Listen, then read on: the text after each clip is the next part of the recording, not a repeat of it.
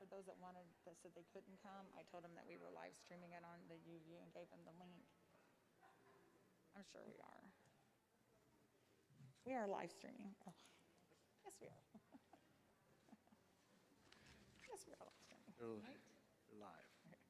You guys good? You guys ready? Yes. All right. We are going to consider a motion to reconvene the board meeting at the Union Performing Arts Center, 6636 South Mingo Road, Tulsa, Oklahoma, 74133. So moved. Second. All right. Ms. Ford? Yes. Mr. Kinnear? Yes. Ms. Romerman? Yes. Mr. Bennett? Yes.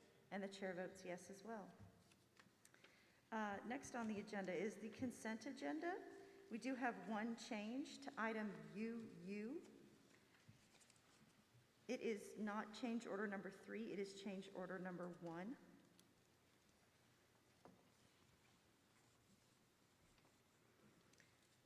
The consent agenda. All of the following items, those items of a routine nature normally approved at board meetings, will be approved by one vote unless any board member desires to have a separate vote on any or all of these items. The consent agenda consists of the discussion, consideration, and action on the following items. Items A through YY. Is there any discussion? Move for approval. Second? Mr. Kinnear? Yes. Mr. Bennett? Yes. Ms. Ford? Yes. Ms. Romerman? Yes. And the chair votes yes as well. Next on the agenda is our USPA report. Do we have a USPA representative here tonight?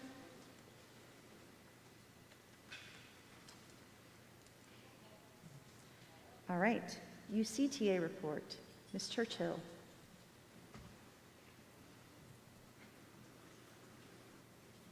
President McAdams, Dr. Hartzler, members of the board. As you know, UCTA conducted a survey of our members to ascertain where they stood on the question of returning August 24th to in-person learning. This was precipitated by an overwhelming volume of emails we received, all of which were quite strongly against returning to in-person learning and requesting distance learning instead. Most of these communications expressed a great amount of fear at the thought of teaching a classroom of 25 to 30 students and the potential risk of exposure to COVID-19. It was heartbreaking to witness the level of anxiety represented. The survey closed Sunday at 12 p.m. Approximately 84% of UCTA members, representing about 1/3 of Union's teaching staff, responded. Results were as follows. Question number 1, do you feel safe returning to in-person learning on August 24th? 68.8% no, 31.2% yes. Question 2, which of the following do you support for return on August 24th? 69.2% distance learning, 30.8% in-person learning. Question 3, what is your level of anxiety about returning to in-person learning on August 24th? 54.8% high, 31.2% medium, 14% low. And question 4, how do you rank your mental, emotional health regarding returning to in-person learning on August 24th? Ranking the best at 5 and the worst at 1. 8.4% was 5, 12.5% 4, 29% 3, 29% 2, and 21.2% 1. It is obvious from the survey results UCTA does have some members who would choose in-person learning over distance learning when we return. We want to ensure their voices are represented and heard.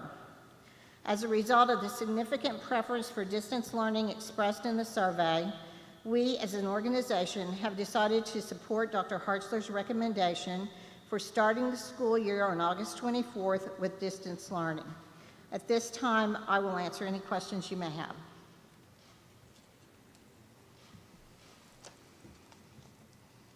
Thank you. Thank you. All right, at this point in the agenda is hearing and correspondence.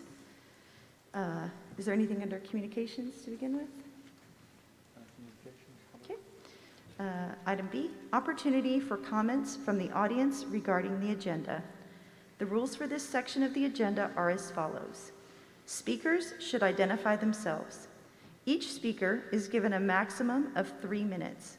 Total time allocated to this item is 30 minutes. Under Board Policy 1800, the Board of Education President has the discretion to determine if topics are relevant enough to be heard and to establish the order of presentations. This includes the right to interrupt this section and move on to the next item. Before the meeting started, we had 13 people sign up to speak. 11 of them are speaking on an item that is on the agenda, so those 11 people will be allowed to speak now. The remaining 2 will be allowed to speak at the end of the meeting under our opportunity for comments from the audience and board members. So at this point in time, everyone who signed up to speak should have a number, and we'll begin with number 1, Brandy Silfa. Good evening. My name is Brandy Silfa, and I'm a parent of a senior at Union High School. And this is very disheartening that this is even coming before you gave us an option to vote and see where we wanted to be. We have chosen to come to school if we wanted to. To come now and say, oh, let's take that away from them. My 17-year-old says she doesn't even want to go to Union, and that's y'all's choice. We will just pull her out and take her somewhere else where she can go, because it's not okay. Some people do not have the common to be able to do it at home, to be able to stay focused to do it at home. There's other things going on in the house that make it unable to focus. She wants to come to school. Don't take that away from them. If they chose to come, if parents don't want their kids to come to school, keep them at home. You gave that option. We could go to Epic if we wanted to do virtual. That's not a choice that we chose. And there are teachers that want to come to school and teach these children and give us that option. It's not okay. I have heart issues. I have lung issues. I've had 2 strokes last year. And I'm not going to live in fear that this is going to kill me or take me out, because God has the upper choice in this. And you're taking these choices away from these kids. You want them to learn how to vote? Why vote if you're going to take it away?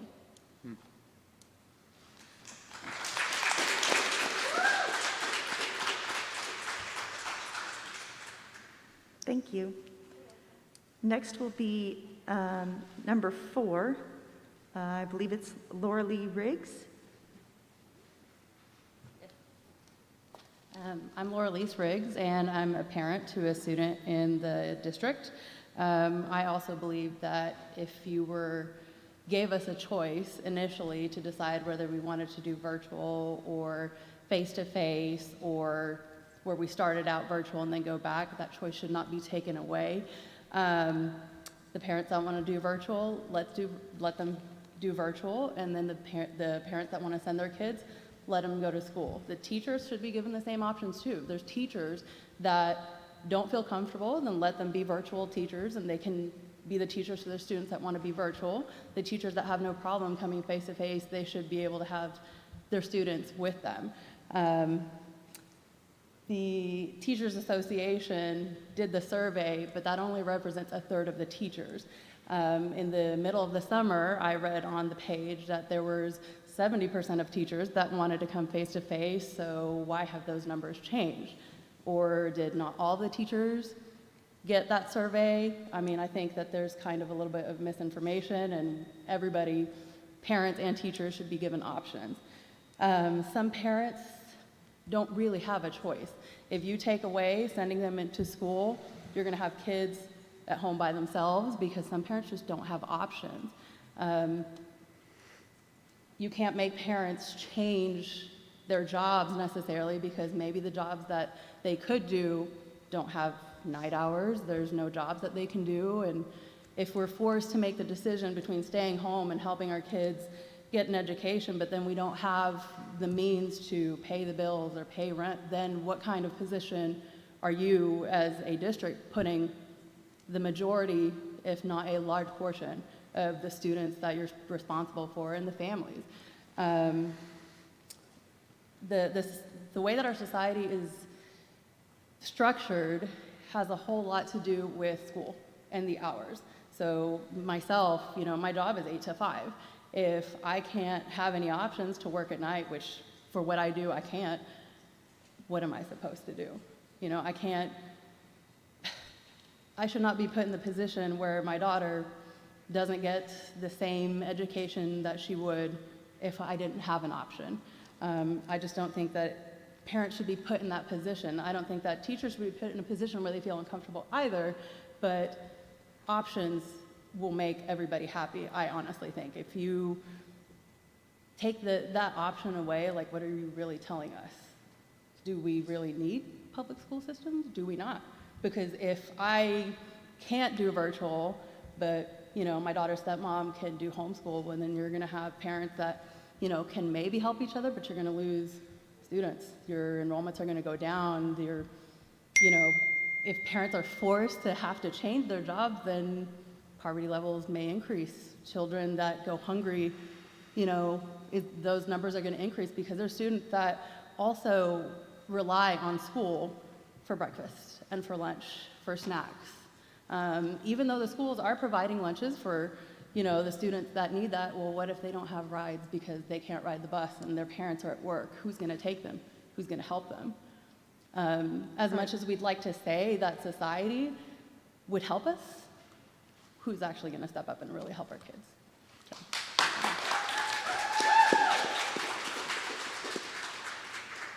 All right, thank you. Number 5 is Michael Kraus. Good evening. My name is Michael Kraus. I'm a proud parent of 2 children in the Union Public School District. My oldest is a freshman. He's over the track field right now. My youngest is going to 3rd grade. I wasn't going to come tonight until I spoke to my daughter and I explained what was going to happen. And she ran to her room bawling. She's bawling. Tonight, I asked Dr. Hartzler, the teachers that are here in attendance, the board, and everybody, to do as you ask as the kids to do. You listen with an open mind, you absorb what you're about to hear, and you process it rationally. The first question that I would like answered comes from the Facebook post of the UCTA stating that they want to return when it is safe. Exactly what is safe? Who determines when it is safe? If you're going to make a statement like that, you back it up with a definition, or else it's left wide open, and that's going to be a moving target that'll never be hit. Another question needs to be answered is how can you say that 69% of 1/3 of the teachers, which by the way, simple math tells us that is actually 23% of all teachers, is a majority. In what world do we live in that 23% is a majority? My question is this, of the 23% who said they live in fear of contracting the virus, have they gone shopping? Have they gone out and grabbed dinner? Have they gone out? If they have, then you can't use that as an excuse. I'm sorry, you just can't. Because I can guarantee you that the school will be safer than Walmart, Costco, Reese's, and those other places that you may have gone. I believe the fear is mainly because of the issue of how this virus is being reported. When you hear the reports on TV from the government, from the health department, we're given 2 numbers. Number of new cases, well actually cases overall, and deaths. What we're not given is a very much hidden statistic. As of today, as of 3 o'clock this afternoon, Tulsa County survivability rate is at 98.99%. That is up from 93.68 in April and up from 96.67 just 2 months ago. No one talks about that. The state has gone from 93.82 to 98.62 as of 3 o'clock this afternoon. Both are climbing pretty much every day, which is a good thing. But we don't talk about the comorbidity rate being 75.7%. A weekly report that just got updated on the 5th of August from the CDC said that there were 139,054 deaths at that time. There's also on that report a listing of other contributing factors that that patient could have had at the time of their death. Here are some of those fun numbers. Pneumonia and influenza, 57,000, almost 58,000. Heart attack, 17,800. Diabetes, 21,185. Intentional and unintentional injury, meaning poison or other adverse events, 4,100. 6% of that 139,000 deaths had COVID listed as the only cause of death, which by the beginning of that report, what else was there for the other 96%? When you put COVID on a death certificate, it can come in one of three ways. It's confirmed or probable or possible, which those last two do not require laboratory confirmation. That is straight from the CDC. So all of this tells us, why are we living in fear? Because the United States is unlike other countries in the world, and we're seeing it here as well as other places in the country. We count deaths completely different. We actually go by Dr. Birx. Yes, the same Dr. Birx that's about to come to Oklahoma, and we chart deaths no matter what that person died from, as long as they may have had COVID here. The best simple terms example Please is... wrap up, Mr. Kraus. I'm almost, You're I already got over like one time. sentence left.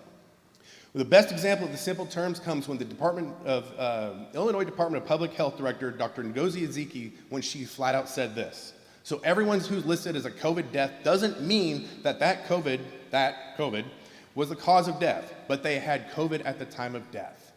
It's time to stop living in fear.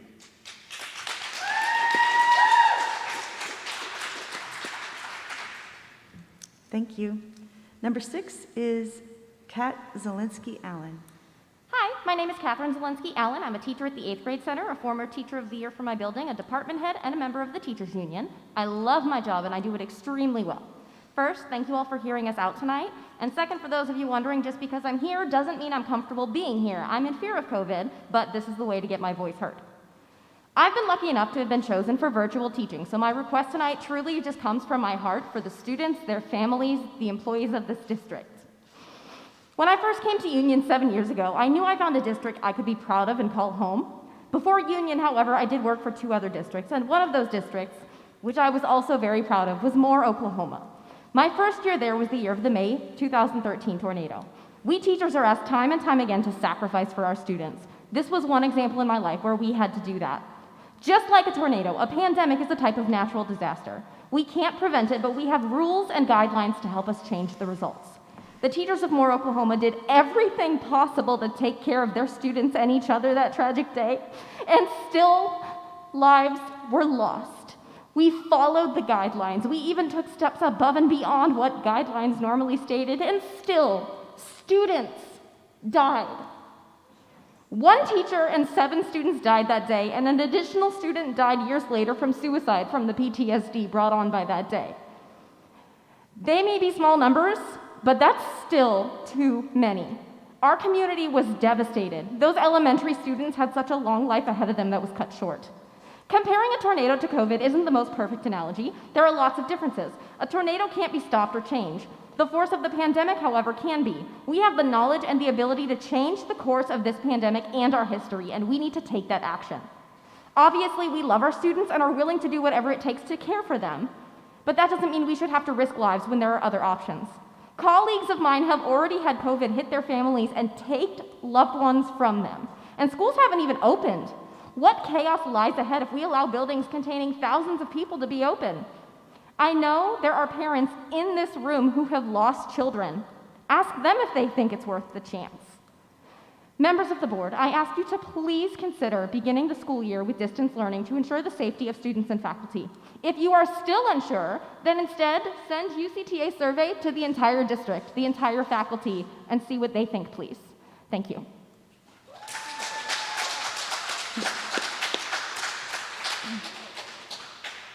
Thank you. Number 7 is Emily McKenzie.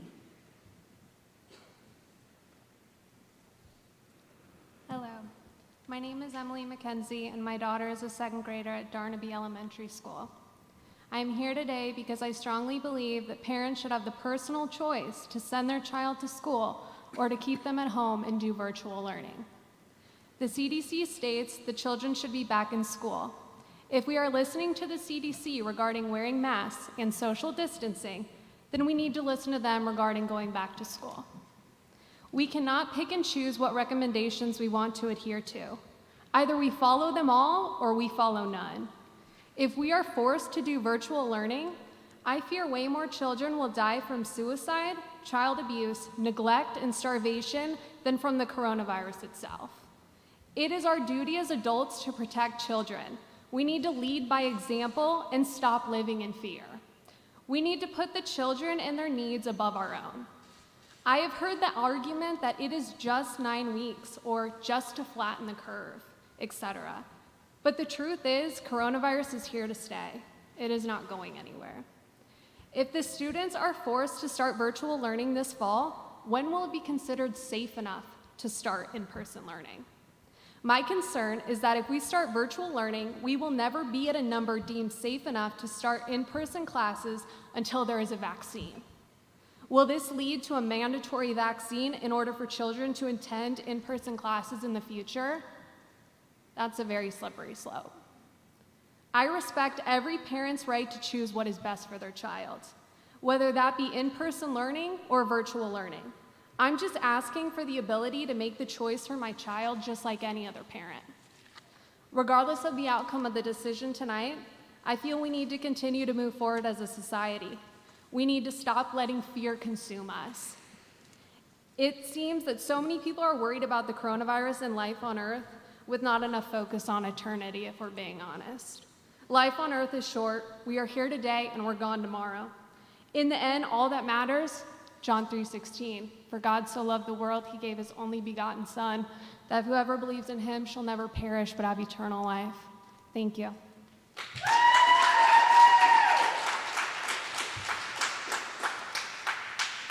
Thank you. Number 8 is Mary O'Connor.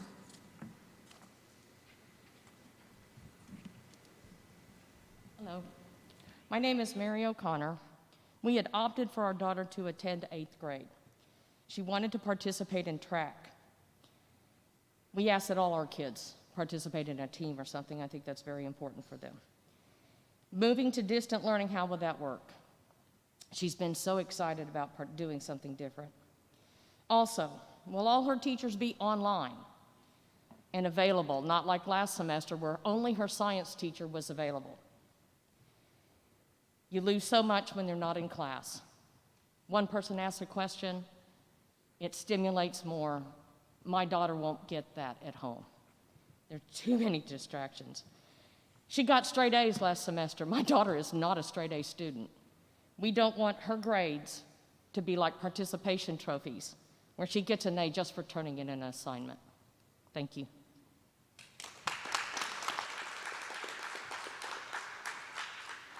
Thank you. Number 9 is Mindy Ray Lena. I am a parent of 4 Union School students, so the result of this vote is going to have a major impact on my family's life. I want to first start off by saying that none of us want for anybody to get sick and die.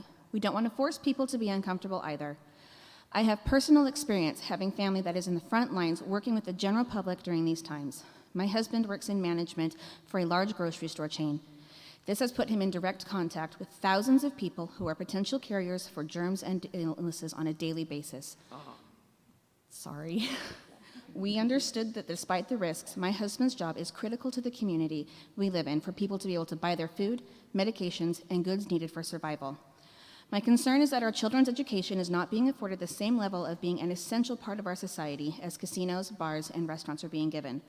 Does this not bother anybody else? The CDC released a report in July that explained that children and those that work with children were at the lowest level of danger of contracting this illness. Other countries have seen this to be true, as they are all going back to in-person teaching as well. For those that do not feel comfortable with in-person learning, the option for distance learning is there for them. Please do not take away the choice of opting in for in-person learning, as the rest of the world knows that there is no substitute for it. We must realize that schools should be an essential service that we make a priority despite the obstacles. Furthermore, without the essential services of in-person teaching, our children have fallen behind academically. Our own experiences with distance learning, as well as several of our friends, have not been positive. There is no competition for our children's attention when they are at home. There's too much competition for our children's attention when they are at home. There is no substitute for the controlled environment that a classroom setting has with a trained professional educator conducting the class. Most moms and dads aren't even familiar with the Common Core and are poor substitutes for an actual trained teacher. Furthermore, without in-person teaching, many children are at risk of not being helped out of abusive situations at their homes. Teachers are the first line of defense to spot abuse and neglect in children. My husband and I are foster care parents, and we have seen firsthand the kinds of cases of the abuse and neglect that these children suffer from. Currently, the number of reported abuse and neglect cases has fallen nearly 50% since the beginning of the quarantine. Statistics have shown that there is a direct correlation in the rise of abuse and neglect in children with the increase in unemployment and financial strain. Going to school is the first and best way for this to be detected and reported. Children with learning disabilities are also at major risk of falling further behind because of the limits that are inherent with distance learning. Last of all, the financial harm that is going to be incurred by families if this mandatory and universal training distance learning is what is voted for will be severe. Many working class families rely on the ability to have the primary caretaker be able to work while the children are in school and be off by the time they come home. Without this vital service, families will have to make the hard choice of either working to pay their bills or lowering their working hours and not being able to earn enough for their family. The affluent may be able to work through this, but those of us who live on a budget will be the ones paying the highest price, which means our children will be left behind academically, socially, and mentally. I urge you all to please consider these before you cast your votes. Our number one priority should be our children and their future. Our kids' education should be way more essential than any casino, bar, or restaurant. Thank you.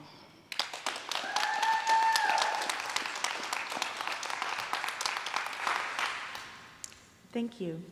Number 10 is Brian Vierthaler. Sorry if I said that wrong.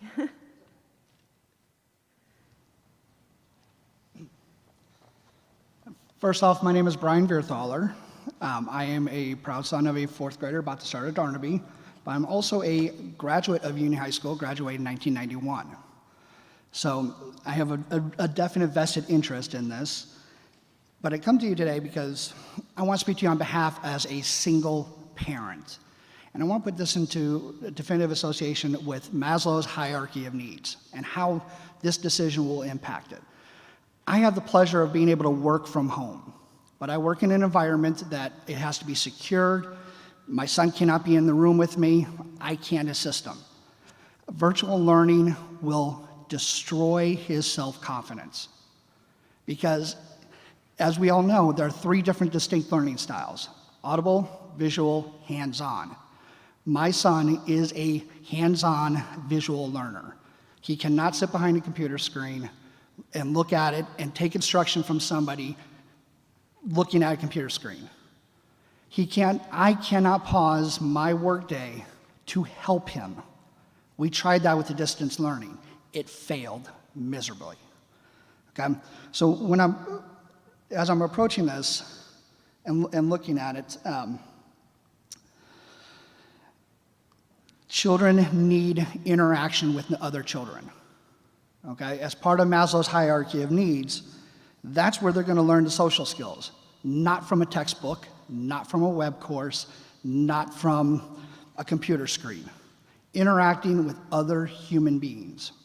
Okay? This is where they're going to learn cooperation, teamwork, conflict resolution, and most importantly, given the nature of the world today, compassion, tolerance, and respect. Again, you can't learn that from a textbook. Forcing children to be at home on a distance learning is, in my opinion, and if we look at Maslow's hierarchy of needs, destroys level 3, level 4, and level 5 of their hierarchy of needs in their development. Okay? I am, again, as a former Redskin myself, I want the best for my son. I worked really hard, sacrificed a lot to give him the opportunity that I had going to this school district. I was also lucky enough to open Darnaby in 1980. That shows you how old I am. Okay?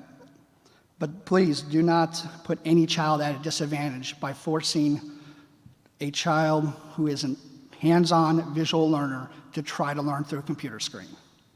You're going to ruin their self-esteem. You're going to ruin their self-confidence. It'll cause more conflicts at home because a single parent, much like myself, cannot stop their workday to help them. And it ends up being a 10 to 12 hours of doing nothing but schoolwork, trying to correct everything that they have done. Okay? So in this crazy world, let's keep a sense of normalcy for the child and keep the in-person learning option available. Once again, when their youth is gone, it's gone. You can't get it back. You have one opportunity. Do the right thing, keep the in-person option available so everybody can be successful. Thanks.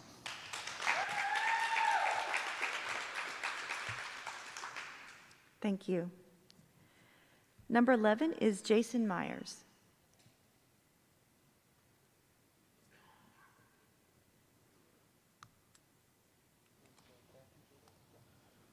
My name is Jason Myers, and I am the dad of a sophomore and of a recent graduate.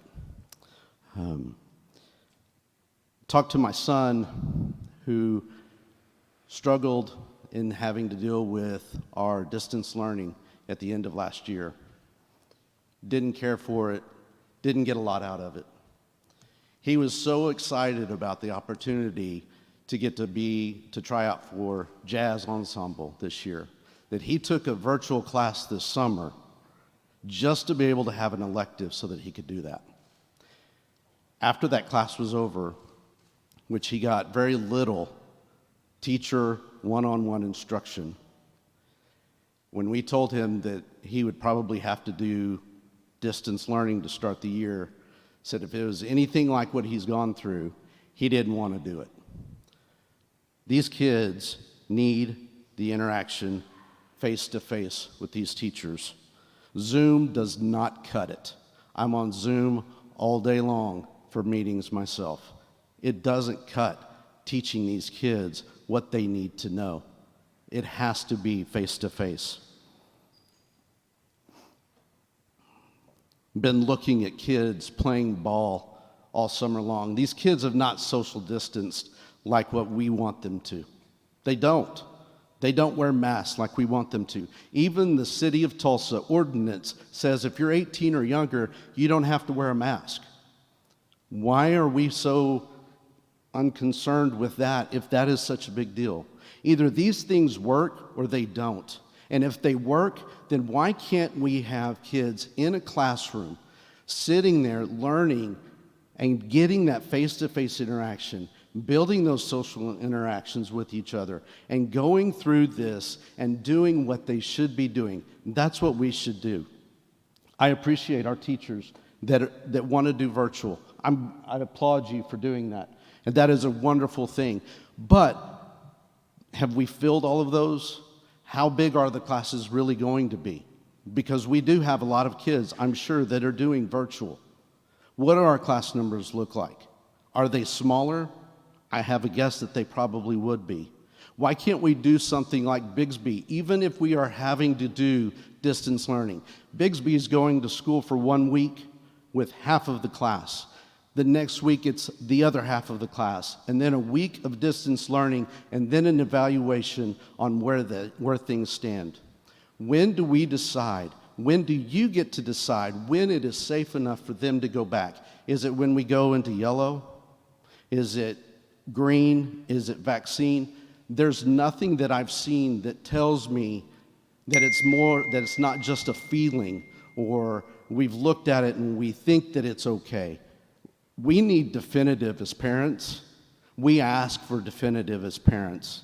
And if it's virtual, fine, but give us a time frame that this is going to change. I ask you to please think about these kids and the interaction that they so need. Thank you.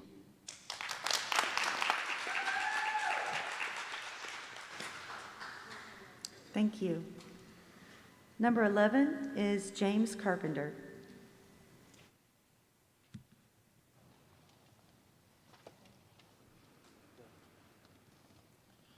Hello, I am James Carpenter. Thank you for having me. I just wanted to take a moment, and I have a Union high schooler, and take a moment to remind you that this is where they're learning their socialization. And it's been tough on a lot of these kids to be basically locked away. That's how they feel like. And my child's always made really, really good grades. The online learning that we tried to do at the end of last year, one of the reasons we go to this school system is because of all the great resources that Union has. And we did a really lousy job of online schooling last year. 1 hour a day is what our teachers were asked to do. They were allowed to tell us what those hours are. And if they didn't communicate those with the parents, then it was on us to try and find out what those hours are. The one teacher that my child had prior to us going to online learning who used the texting and all of the online stuff to teach prior to that was told he can no longer give that type of teaching. He had to now limit himself to the guidelines that we were given for online. So in my opinion, we've already tried the online at Union and we didn't do very well. I have yet to hear if you do decide to go to online, what's going to be different than what we did the last time? What kind of corrections have we made? Is it still what it's going to be, 1 hour? And if the grades couldn't get worse, they could only get better? Do you know how motivating that is to a child that we're trying to instill discipline and good and bad and work for what you get? That's terrible. It's terrible.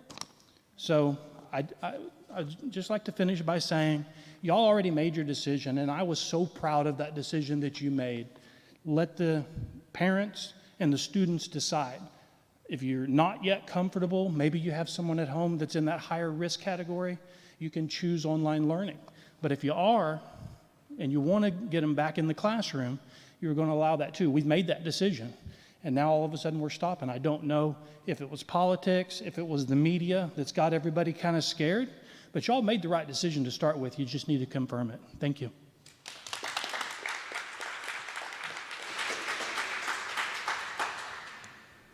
Thank you.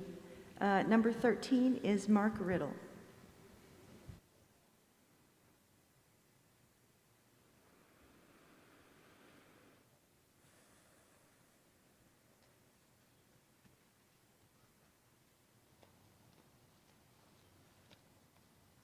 Good evening. My name is Mark Riddle. Appreciate you letting me speak for a minute. I'm just going to, as I'm listening to everybody speak, and I think about the position that you're in as a board and the superintendent, the feeling that I get, and is that this just sucks, right? Like the whole thing. Can we just say that together, right? Like this just, so. I'm for the proposal to start the year distance learning. That doesn't mean I think it's a long-term solution. Doesn't mean I don't think that kids need being in person. Doesn't mean any of those things. If a house is on fire, I'm not going to send my kids in because my house, that things are bad in other situations. I got to look at the whole situation. I'm grateful again for what you all are doing, and you're making hard decisions and having to deal with a lot of hard stuff. And I know that, I agree with people who are on the other side of the proposal on so many things, right? And so I just want to say I'm with you too, and at the same time, the world has changed. And if we're looking for it to come back to the way that it was in March, before Adam Silver canceled the NBA, when we started this whole thing, if we look at that world's not coming back. And so there's a lot of people who are grieving that. We feel loss. Seniors last year didn't go on trips. People aren't going to go on parades. There's lots of loss. And you can feel it in the room, and I feel it with you. At the same time, it means that we have to change the way we think about doing school. Businesses are changing. Shoot, I may never go and pick up food again. Having it delivered to my house is pretty great, right? And school, we have to think about it a bit differently. We have to consider social distancing. We can't just shrug our shoulders and say, yeah, it's not really a reasonable thing. We have to consider that. And I appreciate the boldness of this board of saying masks are important, but social distancing is equally important. And we got to put things on the table that are innovative, calling movie theaters and churches, and a young teen or young child said at the last board meeting that let's do school at night. We got to figure it out, and we can do it. This is a great district. Thank you.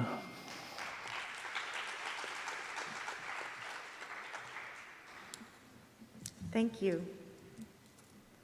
All right, that's our last speaker for this section. The next section of the agenda is the business agenda.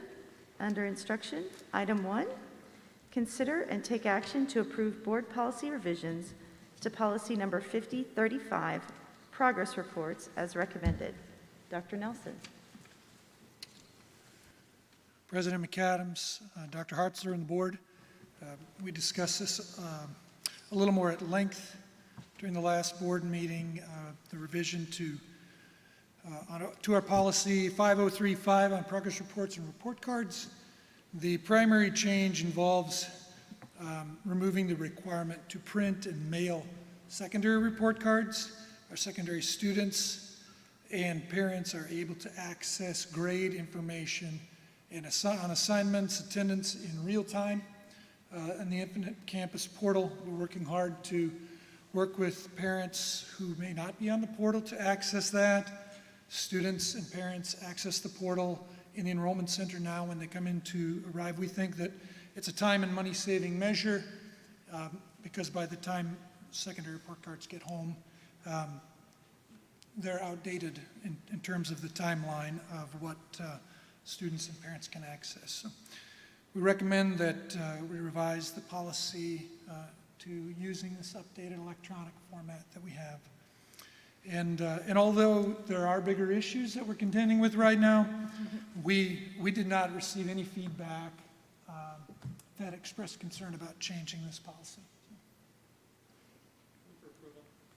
Second?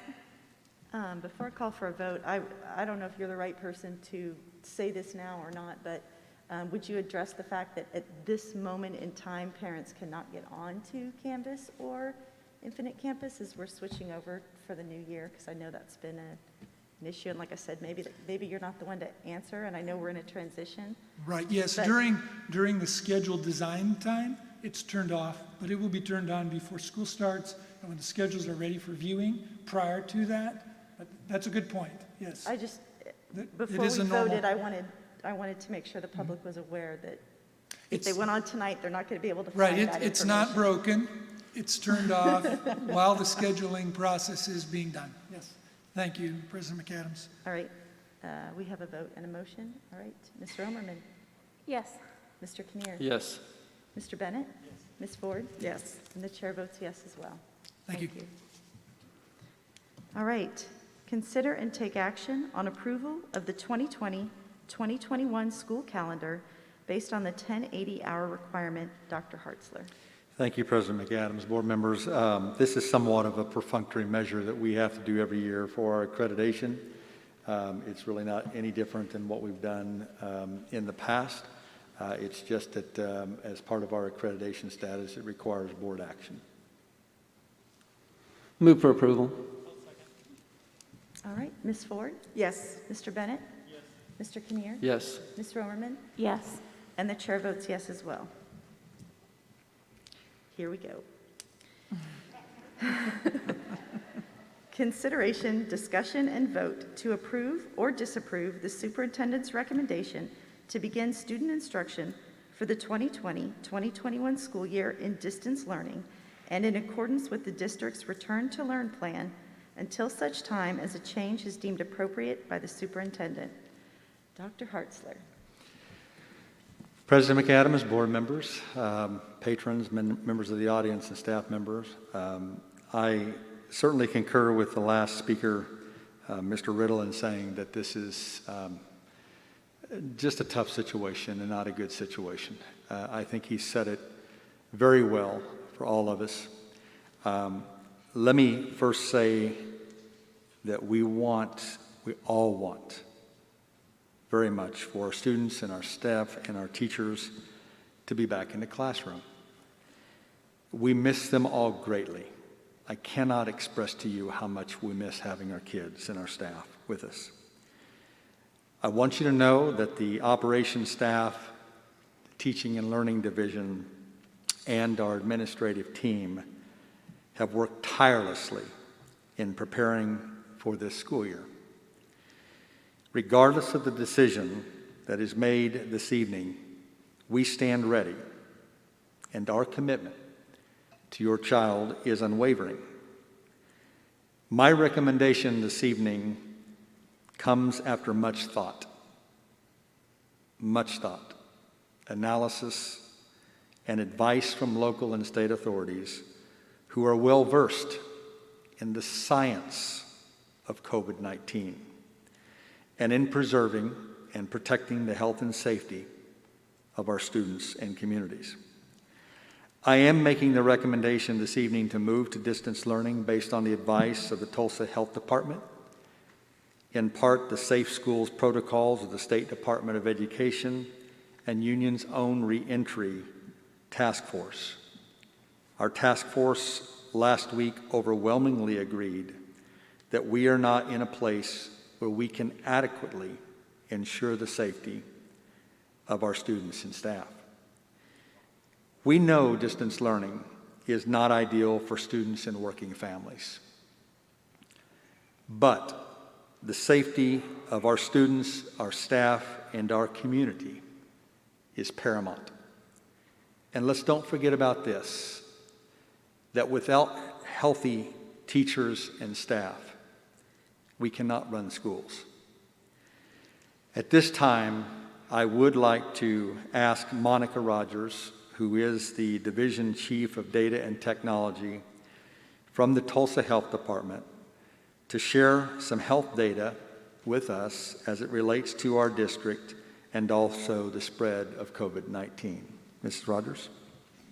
Thank you for the introduction. The most important thing to remember about COVID-19 is that this is a novel coronavirus. There are so many things that we don't know about it, that we don't know what long-term effects, if any, there are associated with infections. And this is dissimilar. It is very unlike other infectious diseases that the health department tracks.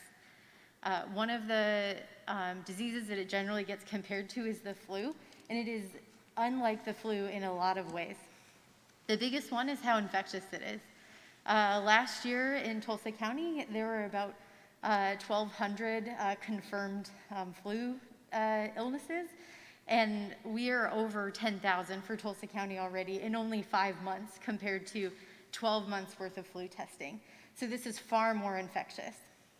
The other thing to remember is that when we're talking about case rates, COVID-19 case rates are about 1,600-ish for every 100,000 people who live in Tulsa County. The next closest infectious disease that the Tulsa Health Department tracks, it has a case rate of about 300. So this is very different. It is on a completely different scale. And so we really struggle because we don't have something to compare it to. This is unlike any other disease in its transmission ability. So it's important to think about that context before we start looking at the data. First slide, please. This chart is the chart that is published every week from the Oklahoma State Department of Health. So what that arrow is pointing to is an extremely important piece of context for being able to accurately understand and interpret this chart. It's the number of cases reported for a given county by date of symptom onset or by date of test for asymptomatic individuals. So if that piece of context isn't understood or it's really hard to apply that to the chart, it looks like the chart shows us there at the end that things are on a downward trajectory. But because of the way that the data is being classified by the date of symptom onset, it would be literally impossible for anyone to show up in the data set for the day that that report is published. So I'll walk you through an example of why that's the case. Let's say on August 1st, late in the evening, I start to feel a little unwell and I have a runny nose. I start having symptoms, but they're very mild. And so on August 2nd, I might still be feeling a little unwell, but it could easily be dismissed as allergies or something else. By August 3rd, I'm feeling unwell enough that I want to get a test. So I call the health department because the health department has free COVID testing, and I request one. And they say, we would love to test you. We can't get you in until the morning of the 5th at the earliest, because generally those tests are booked several days in advance. But we're optimistic, so we're going to say that on the 1st I started to have symptoms. By the 5th, I come in and get tested. Getting test results back, because there are delays at laboratories, it is extremely common that you don't get your test results back for anywhere from 5 to 7 days, particularly if any of those days are over a weekend, because we have reduced lab capacity for doing those tests. So again, we're optimistic. On the 10th, I get my lab results back, and it turns out that I'm positive. So the way that OSDH's data systems and that testing works is you have to be in their data set before midnight of the next day in order to get reported out. So let's say I get my test results back sometime on the 10th. It means I don't get reported out as a case until the 11th of August. Then on the 11th, a contact tracer calls me and they say, describe your symptoms. When did they start? And I tell them my symptoms started on August 1st. And in that case, this shows up on that chart as August 1st. So there's at least a 10 to 14 day lag for how this chart and how the data in it is populated. So it's extremely important to understand how the data is processed and how it shows up in these charts in order to be able to understand what this chart is actually telling us today or the day that it gets published. Next slide, please. So again, because of that scenario I just walked through, let's say that one of those came out on a Friday, but right, I didn't get reported out until the next week because it's 10 or 11 days later. So when that Friday passes, while I'm waiting for my test results to come, I do not show up in that data. But then the following Friday, I do show up in that data. So what that means is that they have to retroactively add in cases as they're coming in, and they're able to give dates for the date of symptom onset. So when you're looking at any chart today, it is inevitably going to be revised higher the next time that that report is published. So this is showing you that July 21st, that case rate was about 27-ish, but the next week when that exact same report was published, those rates were revised upward, so much so you went from about 27 to over 30. So it's extremely important to understand how that data moves and how it will always be revised upward. So you can't look at the most recent report that OSDH publishes and determine what the trend is, because it won't actually become apparent until after there have been several other subsequent reports. Next slide, please. These are all 5 of the Tulsa County charts from all the reports that OSDH has published since they started their alert system. This is to show you that in all of them, in the most recent days before the chart is published, it always shows a downward trend because of those inherent data issues. So if that downward trend from those earlier charts were actually holding true, then you would see those in the most recent chart. But you can see that in the most recent chart, which is in that bottom right corner, that there have not been any downward trends that have stayed. Next slide, please. This is the 7-day rolling average case rate from the Tulsa Health Department's COVID-19 data dashboard. I took this with the OSDH gating criteria for their green, yellow, orange 1, and orange 2, and I applied those case rates to this dashboard, and that is what this looks like. So you can see I'm looking from June until today. So at no point since June have we been in green. We were in the green area, I think, sometime in late May. Then we started to go into yellow and orange, and we've been at orange 2 for some time.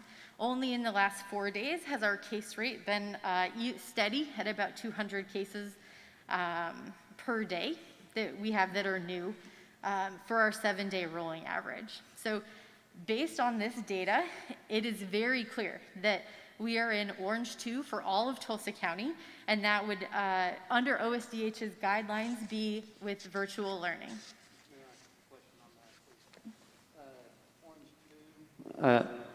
Thank you. Orange 2, is that an official designation by the state health department? Yes. When was that designation determined? The reason I'm asking is on all the previous slides that you showed, the only fine print data showed green, yellow, orange, or red. There was no distinction of orange 2, and in fact, red was defined as orange with hospitalization issues or ventilator issues. So I'm asking, when did the State Department determine orange 2 was a level? Yes, I'm glad you asked that because we're actually talking about two different sets of gating criteria from the state. So the green, yellow, orange, red is talking about the county level alert system. The version or the gating criteria that includes orange 1 and orange 2 is a subset of the criteria that was specific to schools. And the State Department adopted that? Yes. They officially adopted it, or they just helped the State Department of Education come up with the system? It's an important distinction. I cannot speak on behalf of OSDH. Okay. Next slide. This is a heat map of cases from June 1 until August 1st for just inside the school district bounds of Union School District. So in July, there were 794 cases identified. As of August 1st, there were 359 active cases. So active cases means that they were identified within the last 14 days, so they would still be contagious or they would have an active infection. So within the school district boundaries, there's about 84,000 residents, and so this is the average new daily cases, about 25.64, and the daily case rate per 100,000 residents is 30.52, which would officially be under that orange 2 designation that OSDH publishes.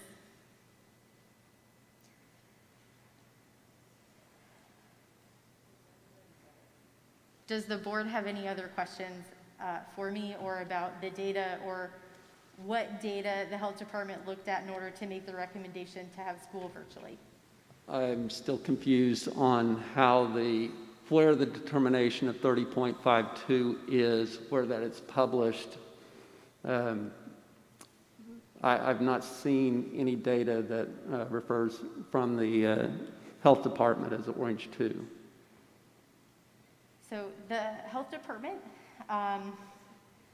has all of the COVID-19 case data available on our website. Right. In this case, I'm referring to those designations that OSDH publishes.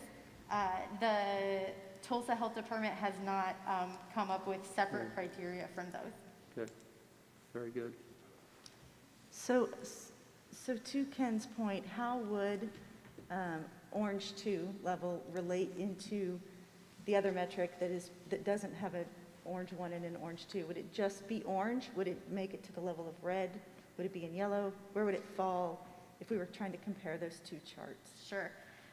So that the criteria that doesn't have orange 2, that it goes straight to red. And what he was referring to is the green, yellow, and orange are based on case rates.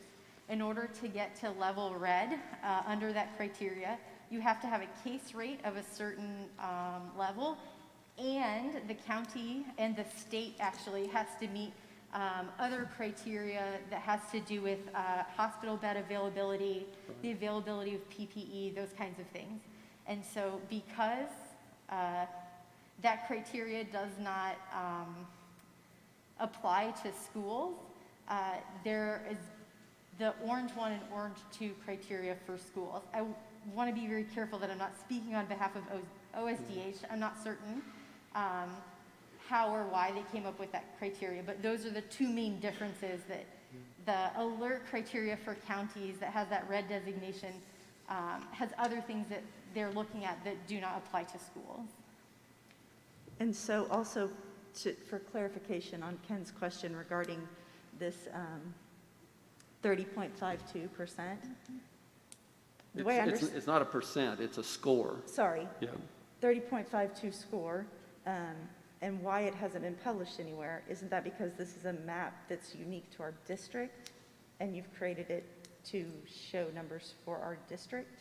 Yes. And that's why it's not published anywhere? Yes, and we have done the same thing for other school districts that have required it, or other city councilors who've requested this.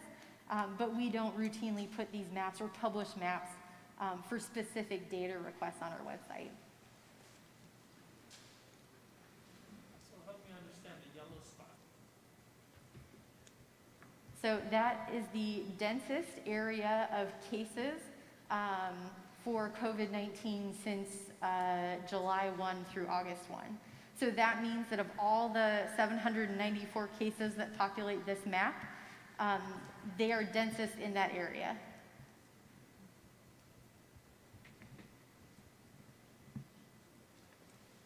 And I don't see a legend, and I'm sort of looking at this weirdly, so maybe it's there. Oh, I do see it now. So we go yellow to orange to So let me ask purple. my question just a little bit differently. The yellow, that is between 169 and Garnett, just overlaps Garnett, it appears. I can't see very well, but it appears to overlap Garnett, not quite reaching Ochoa. And if my recollection serves me properly, that is mostly community grocery stores, and there's a family Walmart. And are we looking at that data to see what is happening in that area, and are we trying to help solve that situation? Why is that particular area got so many cases? Is it a nursing home, which in that area? You're off a mile. Those are all the apartments on 41st Street. You're off a mile. The northern edge of our border is 31st Street. It's between 31st and 41st. That's a lot of apartments and neighborhoods. I mean, is that a consideration, or are you just reporting? You're not trying to do anything about it? Is So, that correct? the health department does heat maps for all of Tulsa County every single week, and we update them. And so that's a way for us to track infections for the whole county. In this particular case, because this is a heat map only for the Union School District, I would have to have it next to our overall heat map for all of Tulsa County in order to determine if, after you add in the other thousands of cases all over Tulsa County, if the Union School District's density of infections is of particular concern or priority versus the other hotspots all over Tulsa County for other infections. I want to be clear that generally we don't do heat maps for specific districts or specific geographical areas unless we have a request for it. The health department's priorities and testing strategies are generally based on a heat map of the entire county. This was requested by me just for information, so you know. I wanted to look at all the zip codes that we had. I think 7, as I recall, basically zip codes within our 28 square miles to kind of have a better understanding of the infection rate within Union Public Schools. So that 30.52, that's our rate. Do you know what the county rate is for that same time period? It is, for the same time period, it is similar but slightly lower. So we're a little higher than the rest of the county. Yes, but the important thing to remember about the entirety of Tulsa County is that there are areas of it that are less densely populated than the Union School District.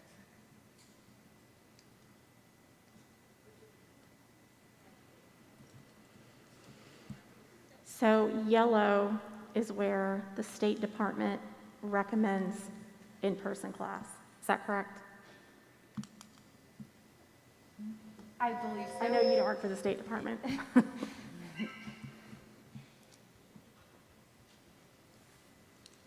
anybody know the answer to that?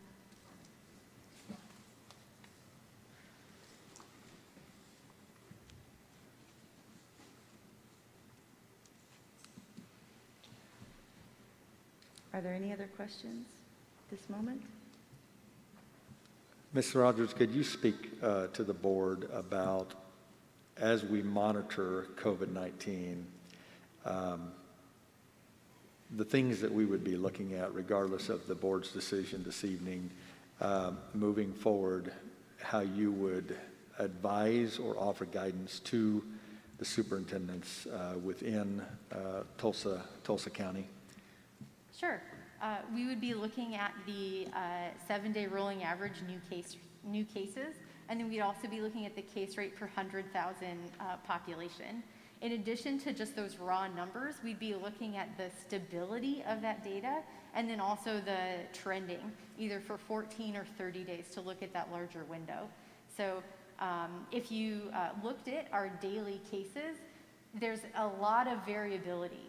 One of the reasons for that variability is because we have that reduced lab capacity on the weekends. So we tend to have very low case reports on Sundays and Mondays. But a few weeks ago, within the span of a week, we had over 400 or almost 400 cases in a single day. We had 384. And so you're trying to look for the stability in the data, and so you're not making decisions based on 1 or 2 days or even 7 days. You need to look at those long-term trends and to find out if it's a sustained trend, either upward or downward, or if it is truly flattened off and there's not a lot of change. And so it's looking at the raw numbers, but also that in addition to the overall picture and the health of Tulsa County, not just within your district. Because one of the other things that when we've done these heat maps that we've noticed is we've had several hot spots pop up because they're associated with an outbreak from a particular large event.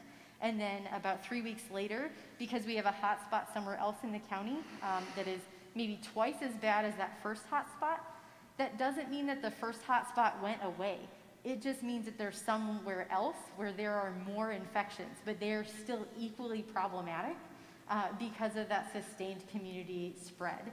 So we'd also be looking at if there were any of those large outbreak-associated events that were happening either in your district or within close proximity to it.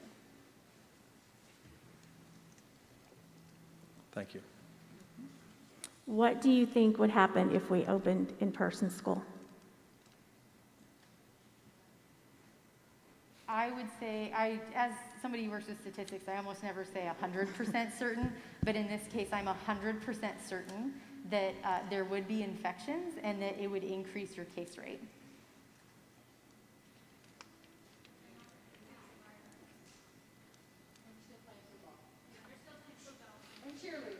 It's okay, guys. Thank you. Folks, it's okay, folks.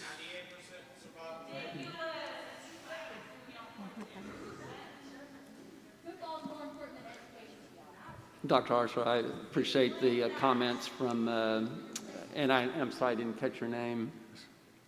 Monica Rogers. I appreciate the comments. If she has no other presentation or if there are no more questions, I've got a few things I'd like to cover. Thank you. And I would like to give all board members a chance to speak a piece before we take a vote. Yeah. I would also like to hear from our reentry committee as well for additional Go ahead and let them speak first. information. If I don't you know like. who's speaking on behalf of the reentry committee. Mr. Bushyhead. I believe that's Mr. Bushyhead.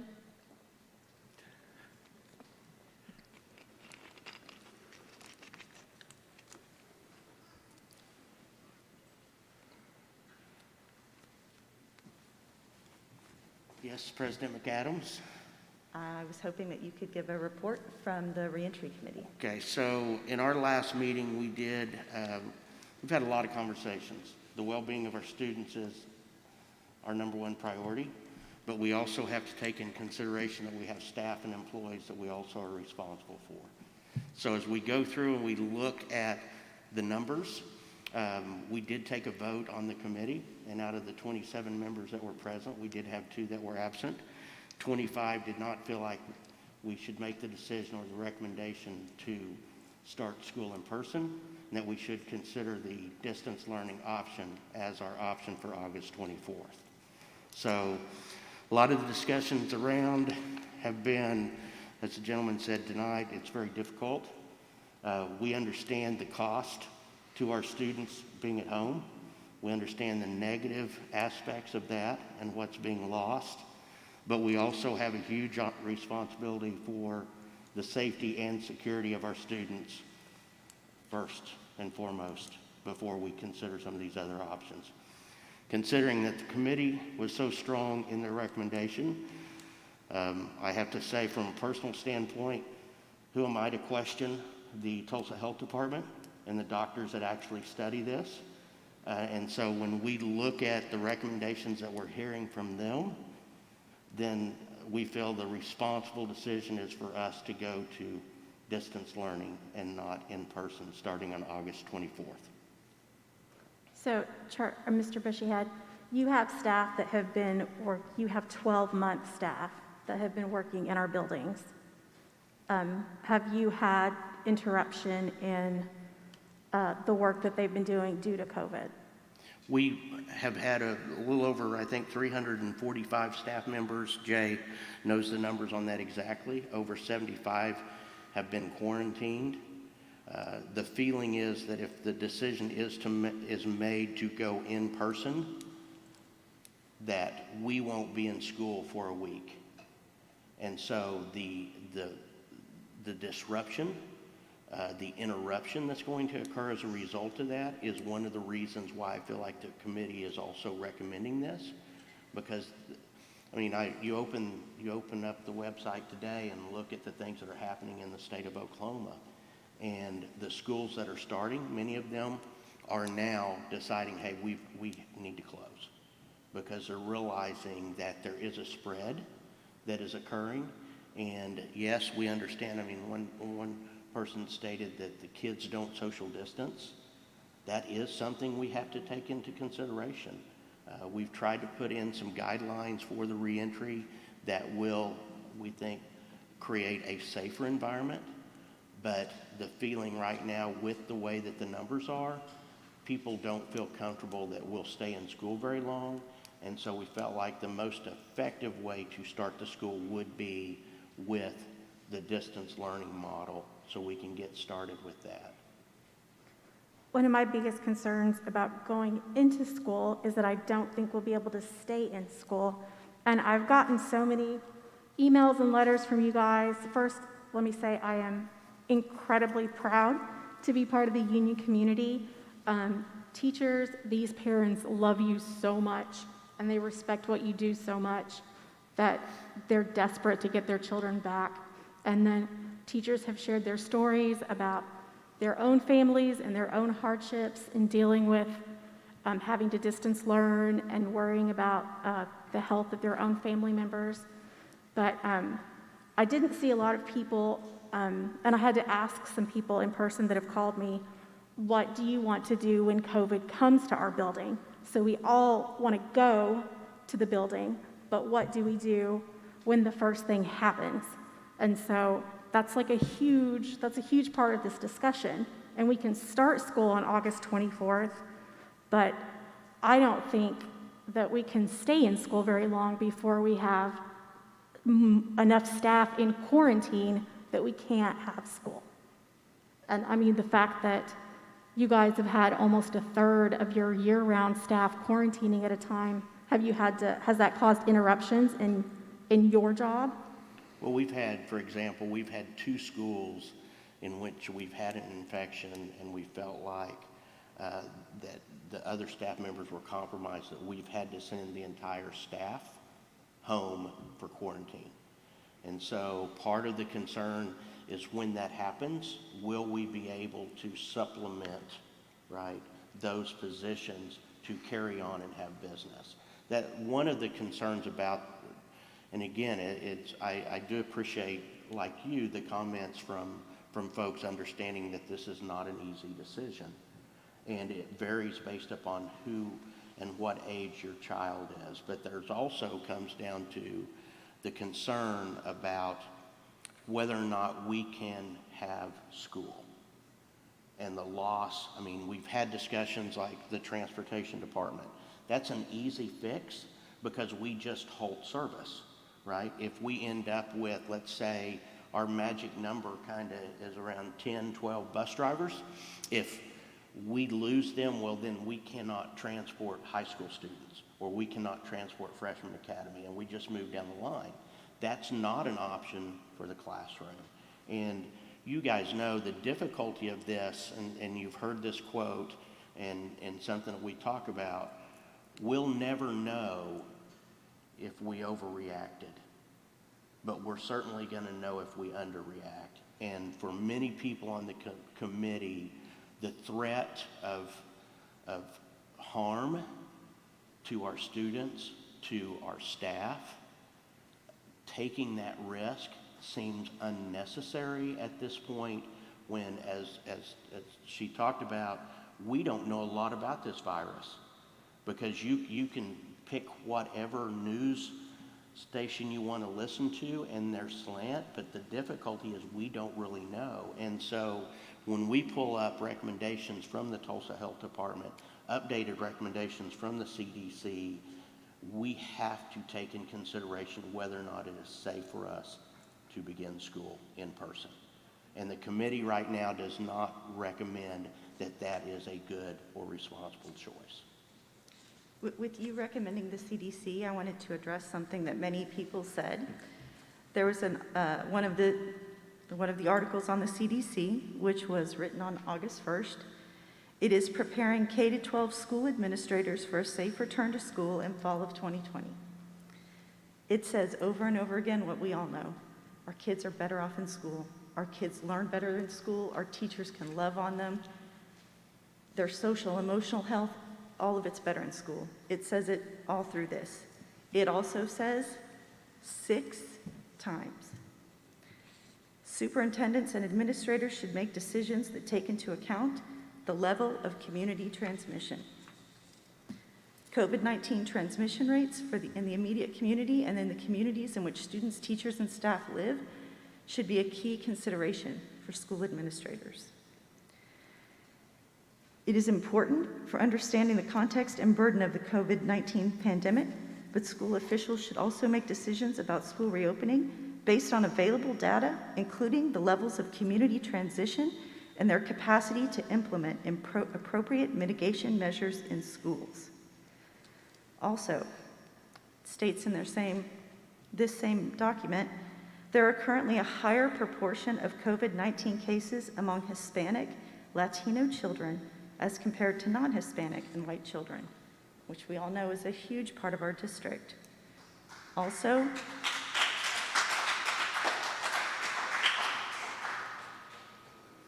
again, it states, it is important to consider community transmission risk as schools reopen. It says it over and over. And in between all of these, it also says we know that kids should be back in school. It says what all those previous things have stated. It also says you need to be paying attention to what's happening in your community. So I know someone said, why are we picking and choosing what the CDC says? We're not. This latest report from the CDC says we need to be listening to what our community health officials are telling us. And right now, our community health officials are telling us it's not safe to be in school. The American Academy of Pediatrics is telling us it's not safe to be in school, while at the same time still stating how important it is for kids to be in school. At the current level of case rate that we have, they have also recommended that it's not safe to be in school.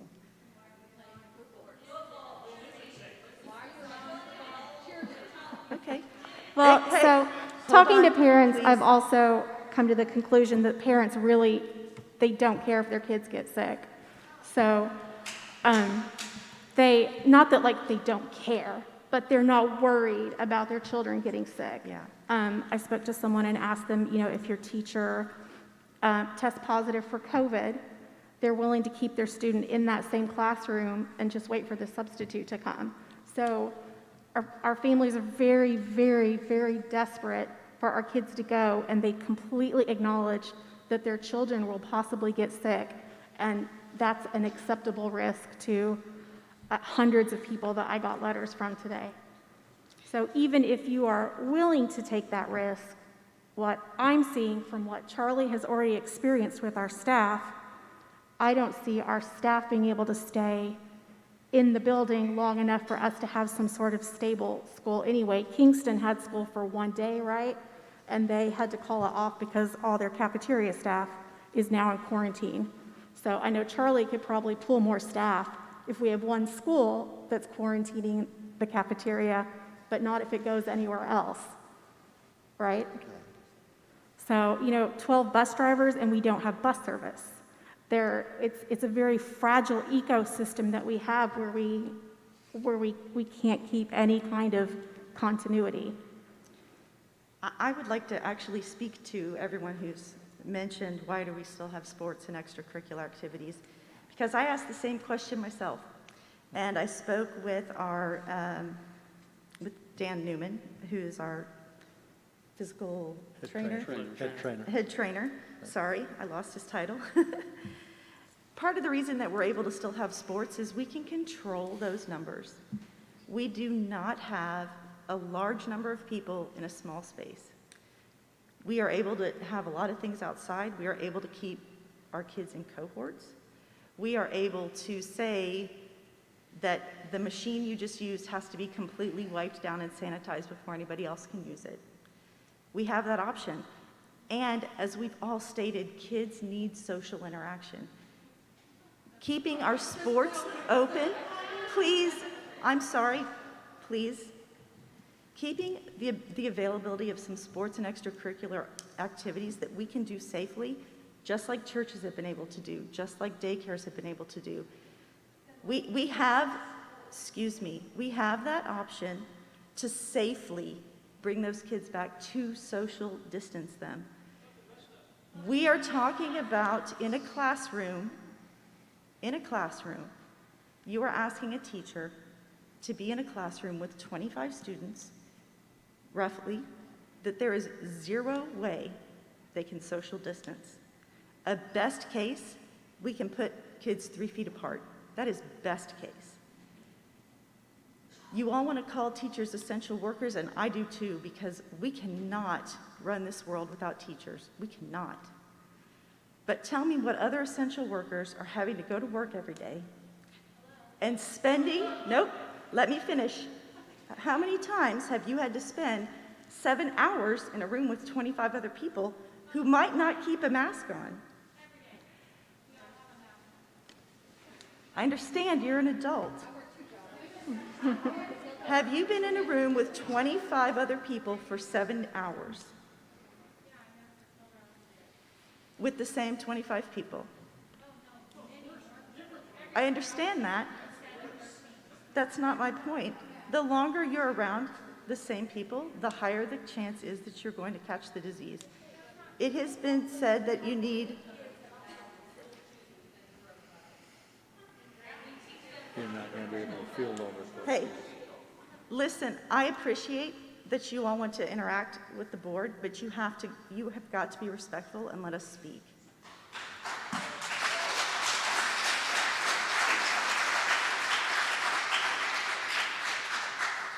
President McAdams, do you have any others from the audience that will be making a presentation? I would like to hear from Sandy Calvin regarding what distance learning would look like versus what learning looked like when we had our crisis learning in April.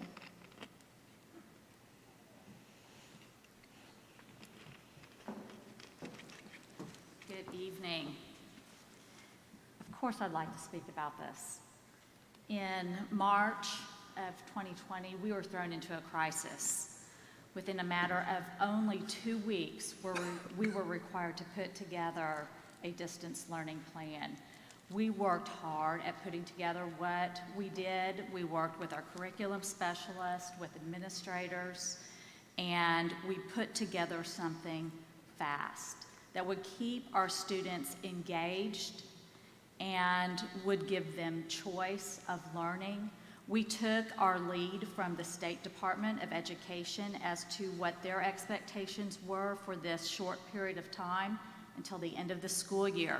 We were in a very uncertain time, and we knew that we did not want to cause harm to students' grades. We were asked to do that by the State Department of Education.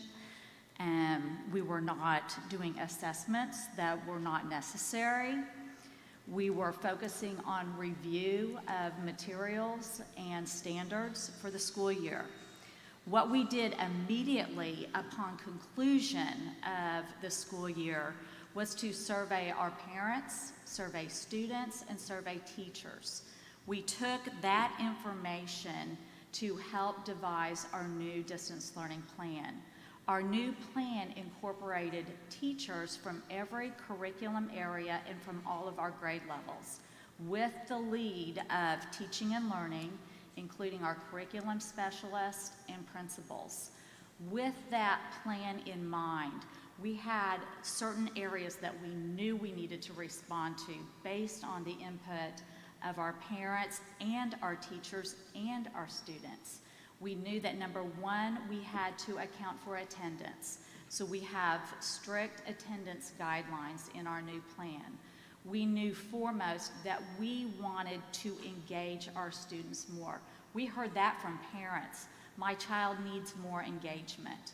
With that in mind, we are offering interactive classes every day. So there will be direct instruction from teachers every day. We are also going to provide small group and individual group instruction and remediation using our specialists in all of our schools. We knew that we were going to be taking grades and taking assignments from students. We did not do this before in the spring. So this was an important aspect of what we looked at for our new plan. How were we going to do this? How were we going to give feedback to the students? How could we ensure that new learning does take place? With that, and in looking at our administrative roles and responsibilities, talking to the administrators about checking in with teachers, making sure that the students are doing what they needed to do, making sure that students are in class. We are aligning all of our instruction with the current state's academic standards. We wanted to make sure that we were one-to-one. So in the spring, we made certain that each family had a device and connectivity. We extended that into this new plan to make sure that not only every family has a device, but every student in pre-K through kindergarten would have an appropriate device and connectivity. So there are a lot of different changes that we have in place for our new distance learning plan.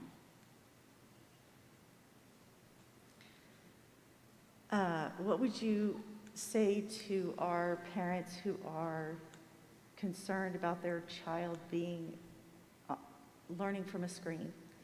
And as one gentleman mentioned, having a tactile learner. What are we doing to address those concerns? And also, is it set up so that kids are required to be sitting in front of a screen from 8 to 3, let's just say roughly? No. If parents can't be there to help them access that, what then happens? Right, so a lot of questions there, so sorry. Come back with, if I don't answer all of them, be sure to come back with some of them. No, students are not going to sit in front of a screen all day. There will be a schedule, and the schedule is appropriate per grade level. So the elementary schedule will look different from the middle school, will look different from the high school schedule. But there will be required direct instruction every day. So that, for example, on the elementary level, we have morning meetings with the teacher. And so that will be something that will occur on a daily basis. I know in the spring, that might have occurred twice a week. The expectation is that that will occur every day. On Fridays, we will have, like I said, remediation and some of the one-on-one instruction. Not only will that be dedicated on Fridays for some of our specialized needs, but that will also be in the afternoons. So a student that is having difficulties engaging The expectation will be that the teacher is reaching out to both student and parent to make sure that that is occurring, along with more input and connectiveness from the administrator. And what if a student can't be online for a morning meeting? Because their parents are at work, they need to be in daycare, whatever the issue, a single father working from home can't leave his job to... Absolutely. So we are asking that the instruction that the teacher is providing in this daily instruction, that it is recorded. So the parent and the child will be able to go back and review that instruction later in the day. And then, so when would that child get some direct interaction with the teacher? Say that one more time, I just didn't. So when would that child get direct interaction with the teacher? That direct interaction with the teacher could possibly be in the afternoon.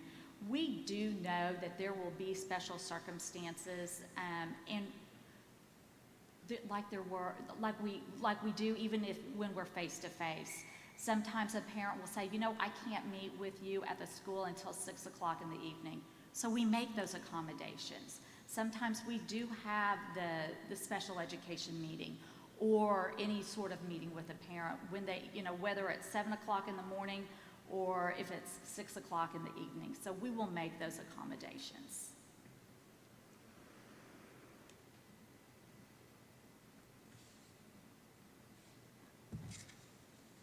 I've lost my page of my questions, I'm sorry.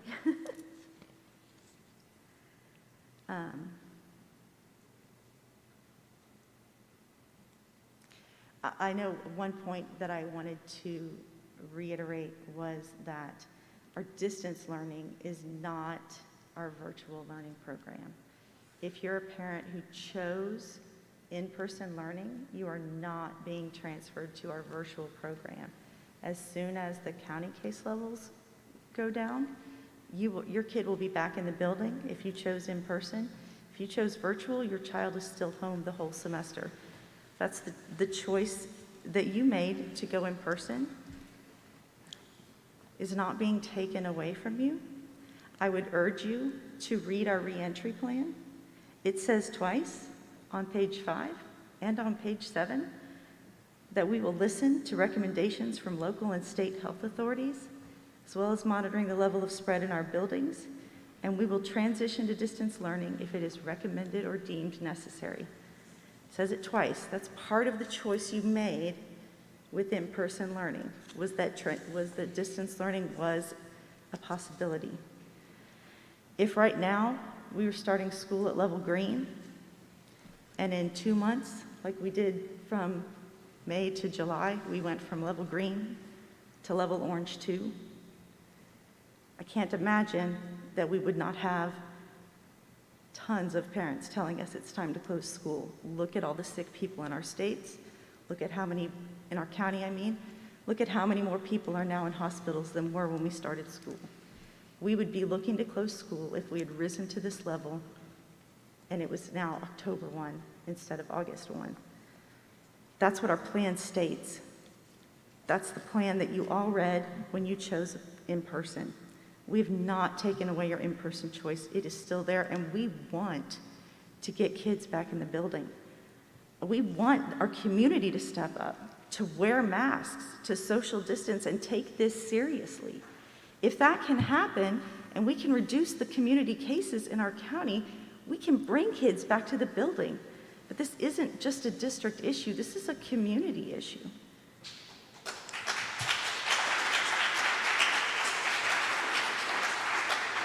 So, Dr. Hartzler, what are the metrics for if we vote to go distance tonight? What are the metrics for returning to the classroom?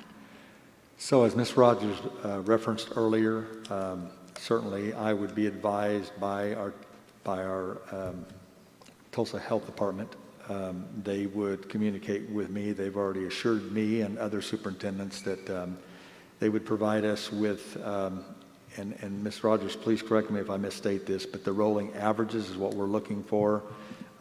We are needing that to drop really precipitously, but not only that, we're also needing it to get lower. That's primarily, Ms. Romerman, the advice that I would be looking at. Certainly, the other thing to take into account, and I do not want this to be lost on all of us, when we're having to make a decision like this, there are many, many variables to consider. And certainly, unless you were or have been with us since COVID started, I know that you would not understand everything that we have to consider.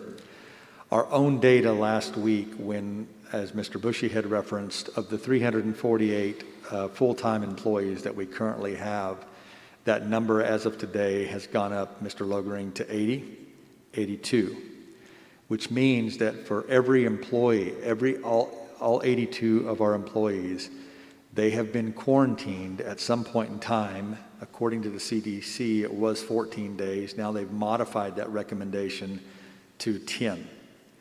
And I think if you just simply do the math for us, in order for us to be able to operate efficiently and safely, we have to have staff members and teachers that can be here on a regular basis. It becomes extremely burdensome and difficult when, as an example, we've already had to quarantine a couple of sites in terms of our custodial staffs. Let's don't let the importance of our support staff be lost on us. They are vital to what we do. Our teachers cannot teach. We cannot have the amazing programs and opportunities that we try to offer our students without our support staff. So if you were to play this out, and for me last week, when I arrived at this decision, I started to play this out in what this looks like potentially on August 24th, with over 2,000 employees returning full-time, and certainly now with 5,200 virtual students, our number would be around 11,000 students. I think you can deduce, like I did, that it's not going to take us long before I would be forced to probably have to say we do not have adequate staff in order to be able to safely and efficiently run our school. There are other things too that play that I think it's important that as community members and as citizens you understand that if you're not living this day in, day out, I know you're not knowledgeable of these things, but we have a Federal CARES Act also that is in play with this decision, which doesn't give us much option as an organization to where if we have an employee that is potentially exposed, then he or she is allowed to take 10 days of paid leave. And if you are an employee and you have a hardship, and let's say it's related to child care, or you have another COVID-related hardship, the Federal CARES Act allows for folks to have up to 10 weeks of 2/3 pay. And so, and Mr. Logering, am I correct in saying this, that if you could imagine playing that out over an organization of over 2,000 employees, it becomes a very, very challenging and difficult task to try to manage that. Our hope certainly would be that we have more responsible citizens and we all mask up. And I understand that this is, trust me, in my 34 years, I have never seen something so politically divisive as this. And it's disheartening to see that. But at this point, we know what the science says, we know what the research says, and that is that our masks truly can reduce the spread of COVID. And we've just got to all do our part, and that would be my wish among the wish of all the other superintendents in the area, that people be responsible with that measure, and we make sure that we do this on a regular basis. So that's just an example of some of the things that I'm having to evaluate as part of the analysis along with my cabinet in determining where we stand, and that is why I still stand by my recommendation. It's not taken lightly, I can assure you. And going back to the question of athletics, you want to talk about a controversial topic, of course it's going to be controversial. But I ask you this question. You know, if you were a superintendent of a school, do you say that if we're not in school, everything stops? Track, some of you might say that. Drama, speech and debate, football. Does everything just stop? Or do we at least, for the time being, with my recommendation of saying that we at least start off with a distance learning plan with the hope that we can get back in person, we at least try to provide some normalcy. As Maslow would tell us, in our most basic needs, certainly the kids need this social interaction. They need this social enrichment. They need this connection. And I'm not asking for a response. I'm just telling you in full transparency, this is what is a part of my decision making. Certainly it's heavy on my heart. I feel for our students. I feel for our parents, our families, and I also feel for our staff members, of which, if we said that we are in person, would be forced to be back here for the time being. Again, my recommendation is not a permanent recommendation. My recommendation is that we would at least start off, at least get kids to learning back in school, and let's try to do our part in reducing the spread of this terrible disease. Would any board members like to hear from anybody else before we open comments for board members? All right, I want to give each of us a chance to speak what maybe we feel hasn't been addressed, what we maybe still have questions over. I would like to ask the audience to please be respectful of the board members as they are speaking. It's not a question and answer time. This is our chance to speak just as you had a chance to speak. I'm just going to go down the table, and Ms. Romerman, is there anything you would like to say? I'm probably the most conflicted. I guess I don't know exactly what you all think. I'm so conflicted. I've changed my mind 5 times over the past 5 days. My heart is absolutely breaking for our children. I have a prom dress with a tag still on it in the closet. I have an 11th grader that was in tears when her band season got canceled. I'm personally quite desperate for my children to go back to the place that they love so very much. And I'm very tempted to try an experiment of let's stick them all back on that building and just see what happens. But as someone responsible for what happens when we do that, every scenario I play out in my mind ends up in a little bit of chaos and a little bit of a domino effect of teachers getting sick and staff members getting sick and schools having to close and are rolling. I don't even know how. Do we even have a metric if we go back? When do we close the school? Do we close all the schools? Do we close one school if there's an outbreak at one school? I don't even know how we would handle that, but we have to have staff in the building to teach the children. And I'm afraid that if we go back, we're just setting ourselves up for this crazy domino effect where everything just falls apart quickly. And having said that, I'm also wishing that maybe if we had a couple good weeks in the classroom with our teachers, we could at least have the teachers and the students form those relationships, become familiar with the new technology, because we spent a lot of time over the summer making sure that every single one of our students had access to quality technology that's their very own to learn on. I think at the lower levels especially, that would be really important to have some time in the classroom. But I can just see all the domino effect of spread, and that doesn't even, whether someone gets put in the hospital or whether someone dies. I'm not even going that far. I'm just looking at this crazy chaos. So I'm very conflicted right now. I'm sorry. I wish that I was passionate. I am passionate. I wish that there was a clear answer in my mind, that there was one perfect thing that we absolutely had to do. And I kind of admire all you guys that know exactly what's best. And so what's best for my 2 children is to go back to school. Very much that's what the best for them is.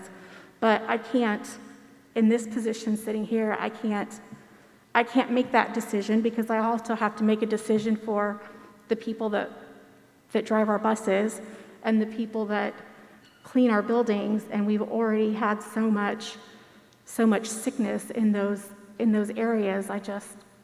It's a very hard decision for me. I have no great insight for you all. Right, Mr. Kinnear.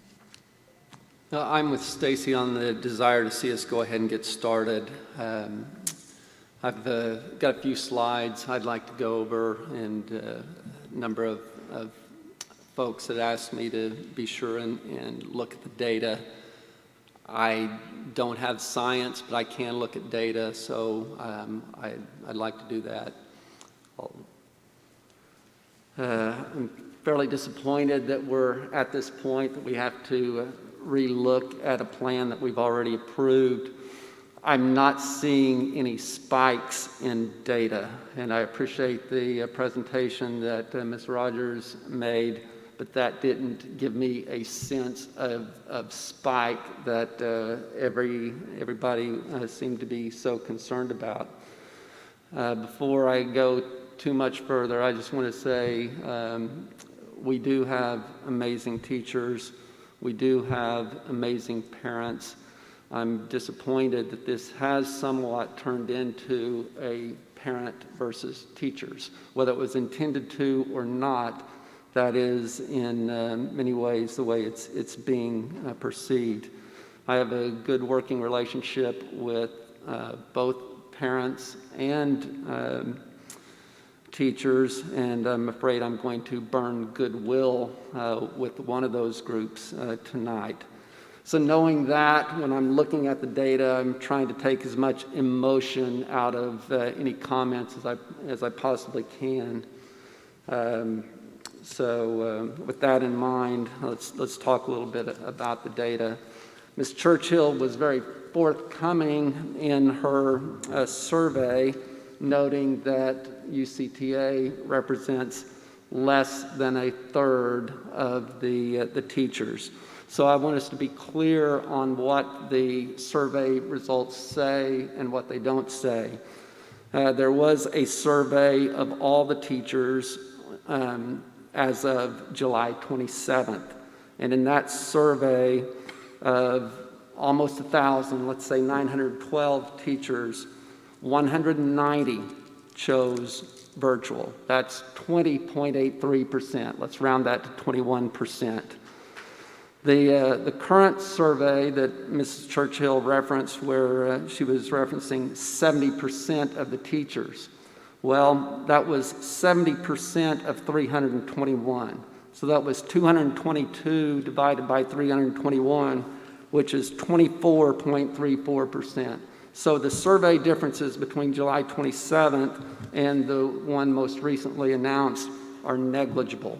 They're very close in terms of what was stated before. And that's just looking at the data, the percentage of the respondents versus the percentage of the total teachers. I've got a slide. Let's go ahead and start looking at some of these slides. This is some information that's fairly fresh. It was released Friday at 11 a.m. It's refreshed once a week at that time. This is an aspect, it's part of the fine print on one of the slides that Ms. Rogers showed a while ago. And the points that I want to make on this is what I was alluding to earlier. The measures are green, yellow, orange, and red. There's not an orange 2. There's not an orange 1 by these health department standards on these charts that are coming out weekly. Furthermore, there's no number of cases that defines red.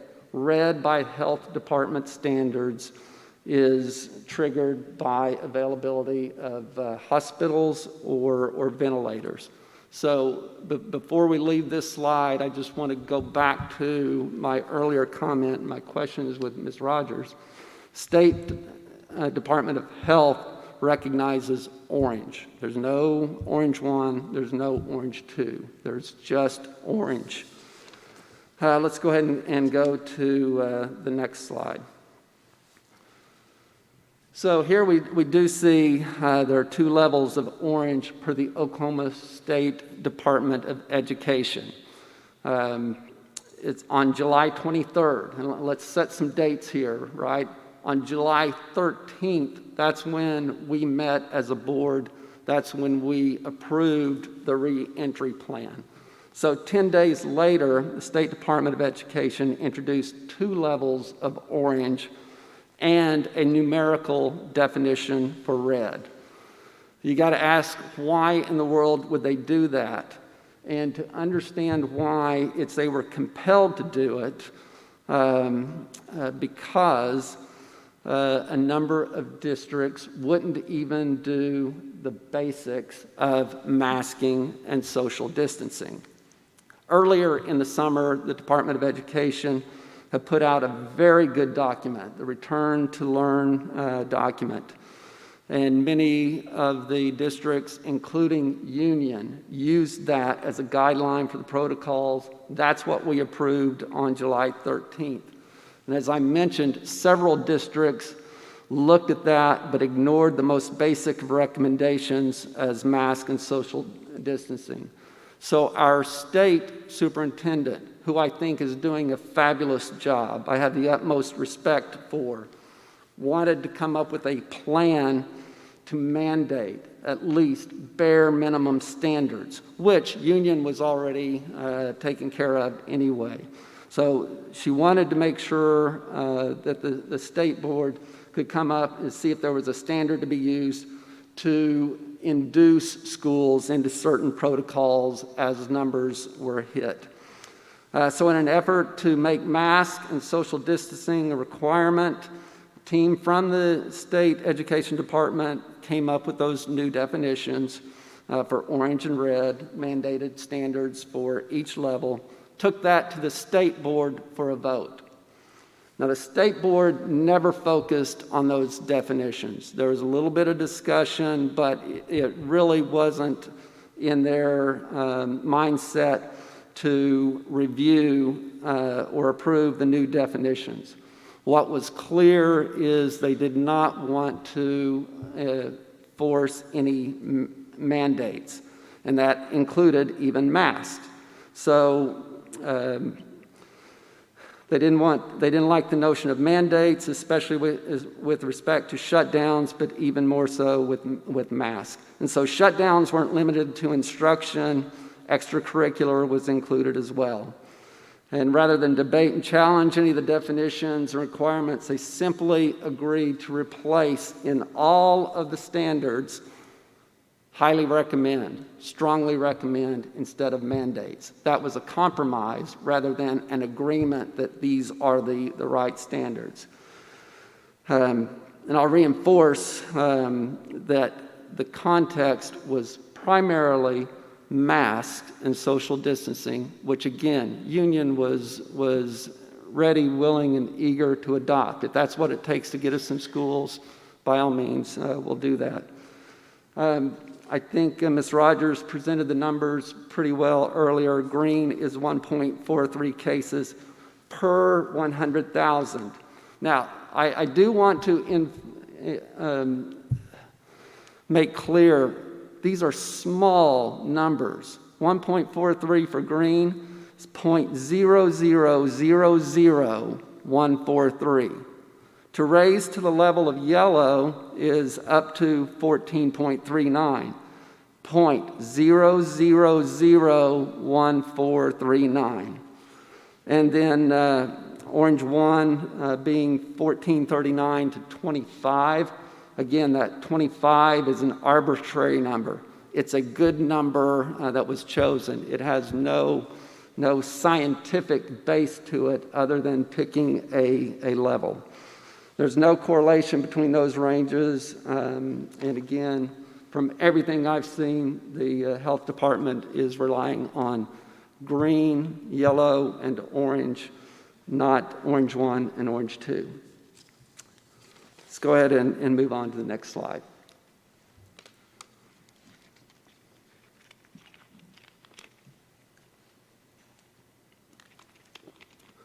This is a slide that Ms. Rogers presented and actually made the case for me. There are multiple problems with using this slide for real-time decision-making at the local level. But because of the State Department's emphasis on this, all of a sudden this slide is getting more attention than perhaps it deserves. The mathematicians and Ms. Rogers will tell you there are problems for decision making because this data is constantly restated. It's not real time, even though it's the most current data. It's good for historical reference, but unreliable as a real-time tool. My point in bringing that up is this graph is now being used for a purpose that it wasn't originally intended to be, and I get concerned when data is used for purposes not intended, that it results in unintended consequences.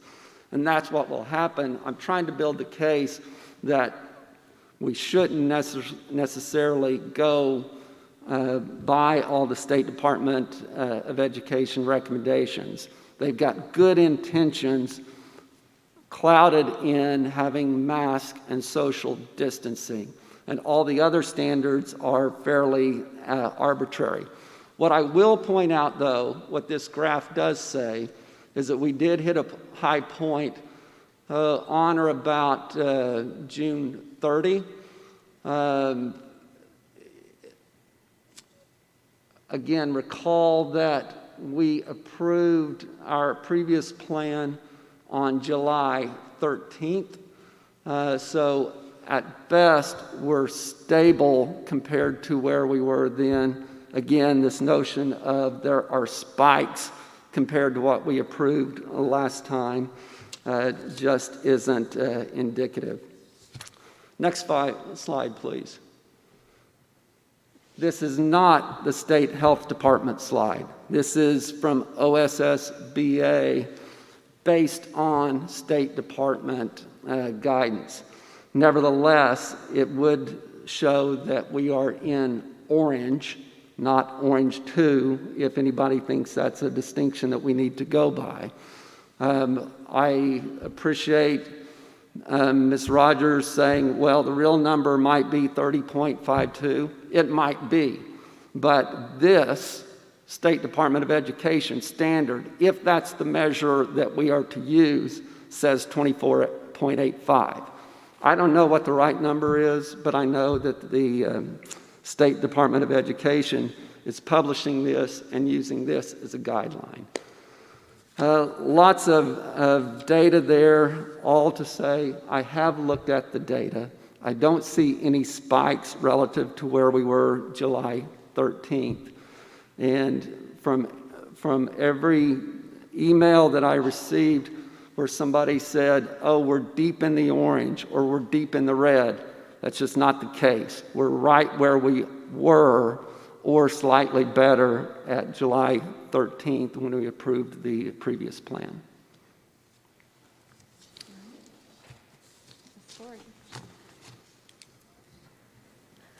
First of all, I just want to thank everyone for being here and everyone watching online. Probably until about maybe even last month, you may not have even known who your school board member was. And probably now, at least 500 or 600 of you know who we are by our name and our email address. And so I thank you for that. I actually am glad that you know us now because I think it's very important for you to be involved. And I hope after tonight that you remain involved because I think it's very important for that. So we did receive a lot of emails from parents, teachers. I also want to say everyone was very respectful. I don't want to speak for the other board members, but I think I probably can on this. Almost everyone that emailed us said, we know you have a hard decision. We're going to respect you in whichever way you go. And I honestly believe that that's true. So I am going to read one email from a teacher because it just stood out to me out of all the other emails and texts and everything that I have. So that's all I'm going to share. It's just a little page and a half, so that's really all I'm going to share. So this is from a teacher, and I'll just go ahead and read it to you. It says, I saw on the news that the UCTA president stated that teachers were feeling terror about the thought of returning to in-person school. While I am proud member of the UCTA, I do not share in that terror. I want to return to in-person school. I feel terror when I think of my job deemed non-essential. I feel terror when I think of my occupation being replaced by a screen. In my opinion, it is now time for teachers to stand in and become essential workers. Am I no more important than my friend that works at Costco, that has worked this whole time so that I can go buy food for my family? Or the postal workers, grocery clerks, convenience store clerks, garbage collectors, Amazon drivers, etc., that have kept important places open and running? My husband is a nurse and has been working this entire time. I have many nurse friends that have done their jobs this entire time. Do you think I didn't feel terror when we learned one of my husband's coworkers tested positive for COVID? We were scared, but the next morning my husband got up, went to work, and did his essential job. My own children got up and go to work. Are their jobs more essential than mine? Am I a bad person because I allow them to go out and have contact with the general public on a daily basis? Do I have blood on my hands because I don't force them to stay isolated? I read the post comments on social media, and I'm afraid to speak up in a format such as that for fear that I will be blasted and accused of not caring. I care about people. I love my students. I love my coworkers. Just because I want to go back to school doesn't mean that I'm not ready to sacrifice my students and coworkers. I am ready. I am ready to go back to work. I am ready to do my job, and I am ready to live. And that's all I want to share.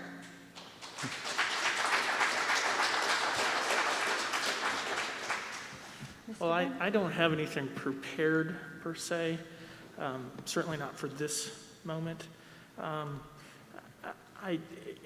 Everybody has said this is a very difficult decision, absolutely.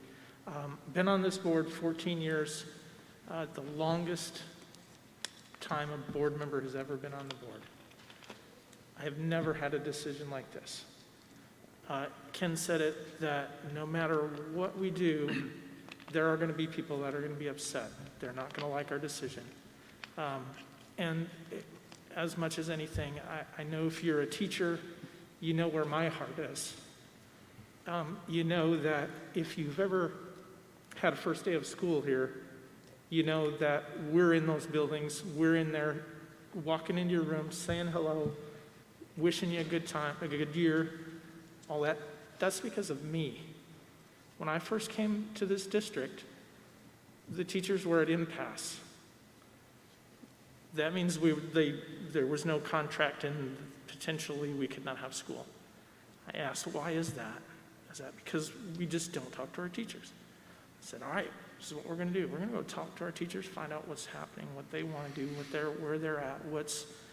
We want to make good with our teachers. We want to make sure that we have their back, they have our back.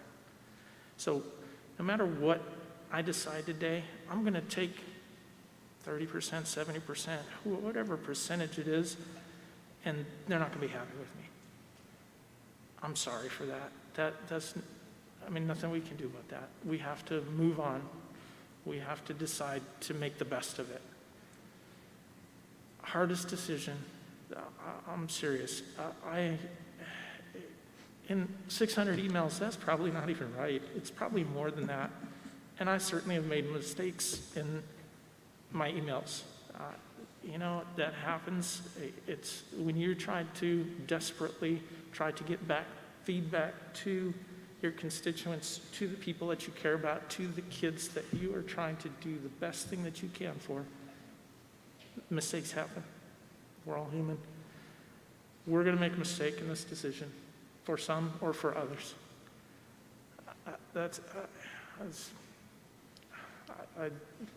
The data, you can use it one way, you can use it another. It's there. Is COVID real? People think that I don't think COVID is real. My father has it right now. I know it's real. My son, my stepson, had it in March. Wasn't able to go to a doctor, so we don't know for sure that he had tested positive, but we're pretty darn sure he had every symptom there is. Hardest decision in this, it's not a job, we don't get paid. I got a t-shirt for graduation and I got this mask. That's what we've been paid this year. Not an easy job. It's not, it's a love.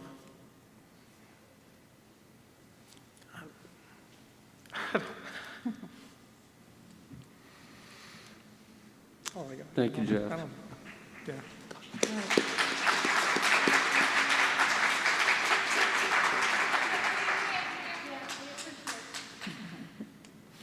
All right.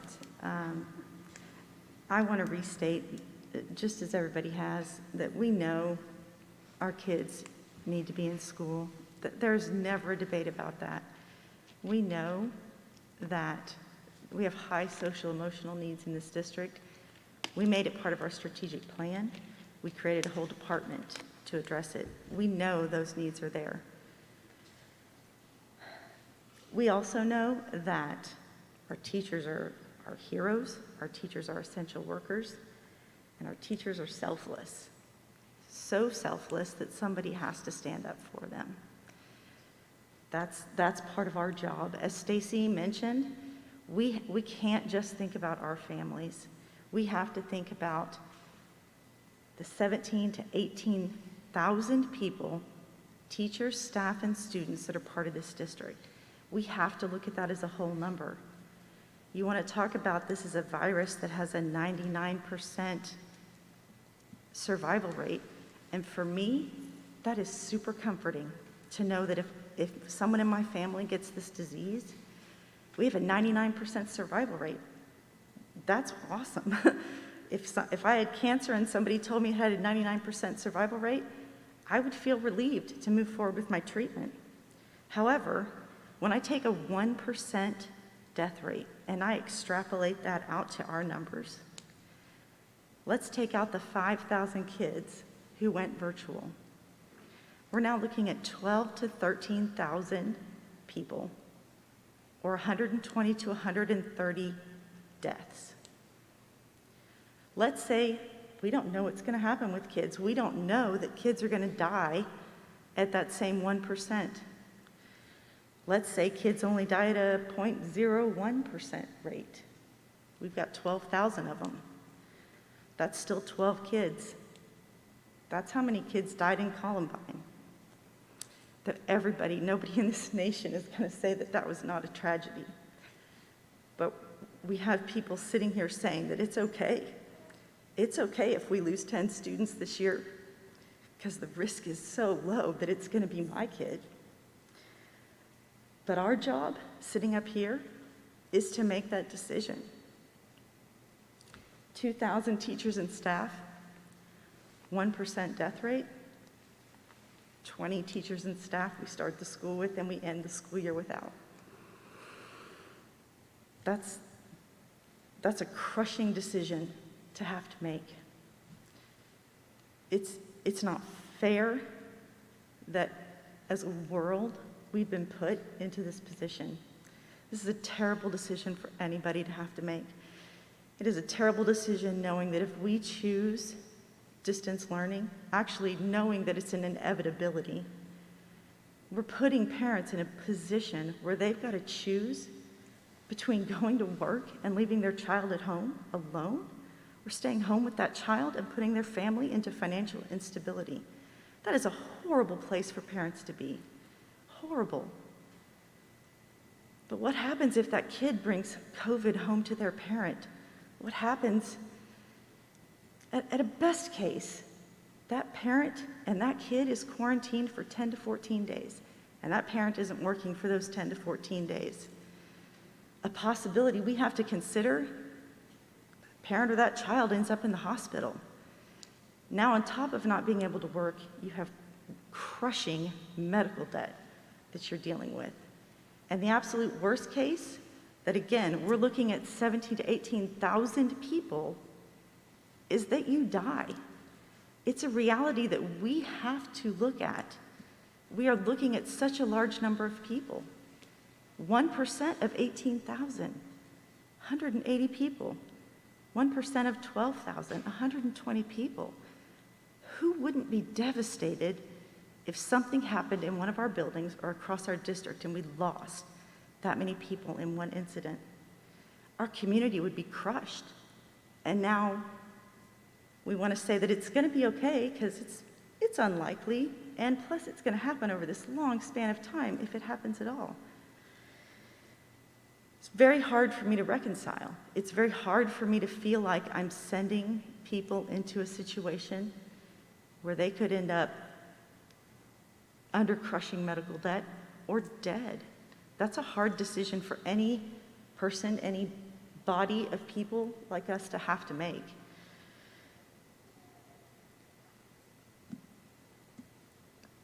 Sorry.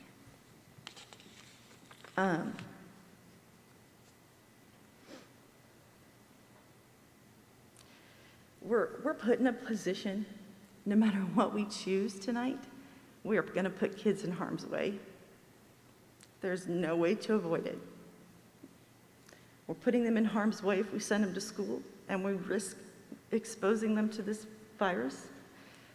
We're putting them in harm's way if we send them home to distance learning, not knowing what environment we're sending them home to. I know as a district we're going to do our best for those kids that are at home. We're going to do what we can, just like we always have, to the best of our ability. But that doesn't mean we can catch cases of child abuse that are happening at home. We can't. We can't even always catch them when it's in person. But we do have a better chance. Making a decision that knows that we're sending some of those kids to stay in that situation is heart-wrenching.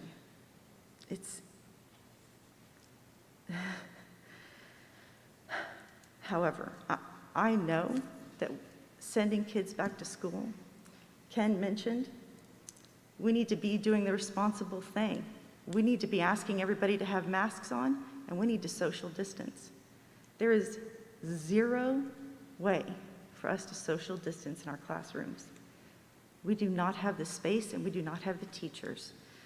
I've had people say, you've got 5,000 kids going virtual, that should make your class sizes smaller. It does not. All of those virtual students are still assigned a teacher. All of those virtual teachers, those teachers who chose virtual, are still assigned a full class of kids. We have not made class sizes any smaller because of the children who have chosen virtual. It's still the same ratio. So knowing that we can't social distance our children, it's not possible. If we could create buildings where we could put one teacher with 10 kids in a room that's built to hold 25, this would be such an easier decision to make. But we can't. We can't do that. And knowing that, we are purposely going against every health guideline that says the best way to mitigate this disease is masks and social distancing. Nobody's going to argue with me, I don't think. Those are the guidelines that have been put forward.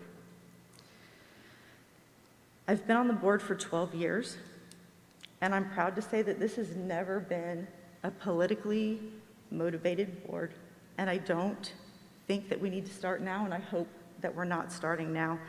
I know these people, and I know that all of them have a heart for this district. And no matter what is voted tonight, we all are voting in what we think is the best decision for this district moving forward. We are listening to facts, we're listening to local authorities, the community we appointed to delve into this, staff, students, parents, all of that. And as elected officials, We have to leave our own biases and our own political leanings aside. We have to make this decision objectively, even if it's not what we would choose for our own families. And we have to choose what we believe after everything that we have heard and researched, that we are making the decision that is best for the district.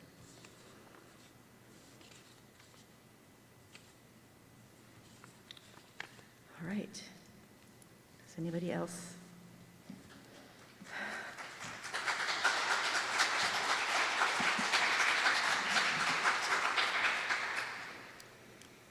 All right. At this point, I will entertain a motion, and I'm going to ask when we vote, I'm going to reread the item. It says, consider discussion and vote to approve or disapprove the superintendent's recommendation to begin student instruction for the 2020-2021 school year in distance learning and in accordance with the district's return to learn plan until such time as a change is deemed appropriate by the superintendent. I'm going to ask when we cast our votes, instead of yes or no, we vote as approve to go to distance learning or disapprove to go to distance learning so that there's no confusion. I will entertain a motion. So moved.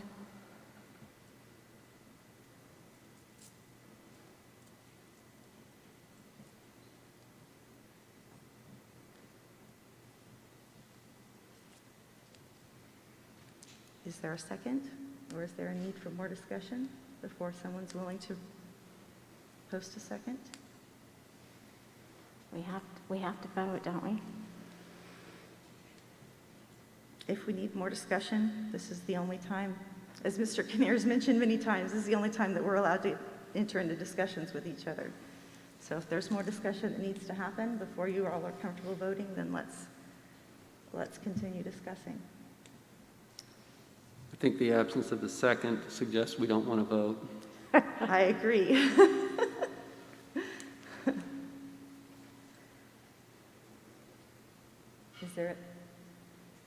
Who else would we like to hear from? Who else do we want information from?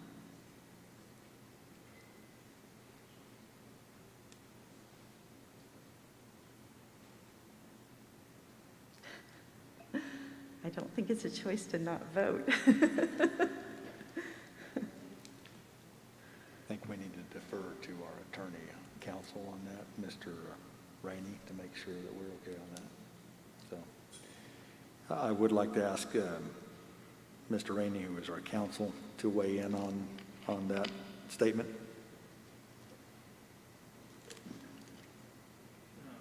President McAdams, Dr. Harper, believe that the way that the agenda item is written is there needs to be a motion to either approve or to disapprove.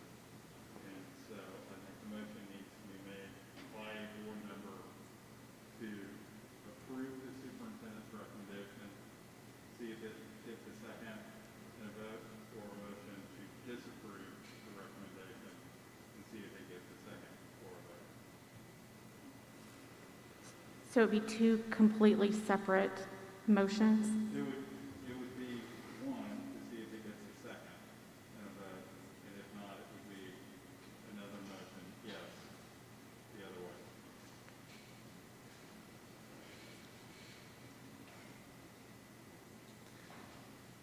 So as a point of parliamentary procedure, should there be no second, what is the default in this situation?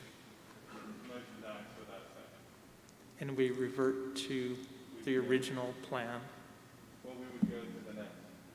If there were a motion to approve the superintendent's recommendation, there wasn't a second, then the motion would die. Then a motion would be made to disapprove the recommendation.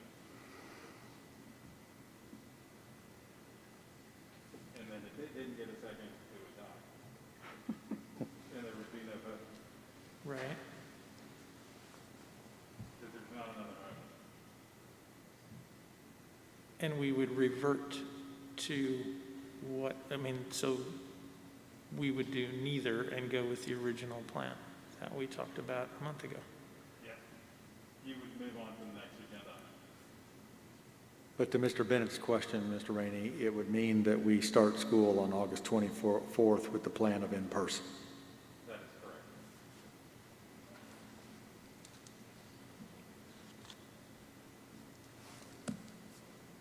correct. Can Heather not second? Nope.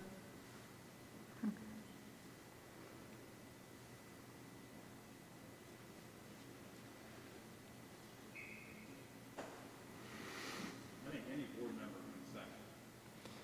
It may not be the protocol of the board president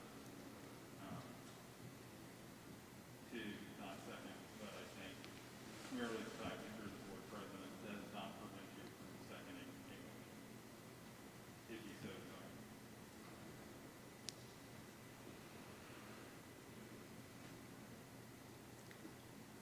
So you're telling us, though, that we need to separate this out? We can't vote as approve or disapprove? We need to separate it out as two separate?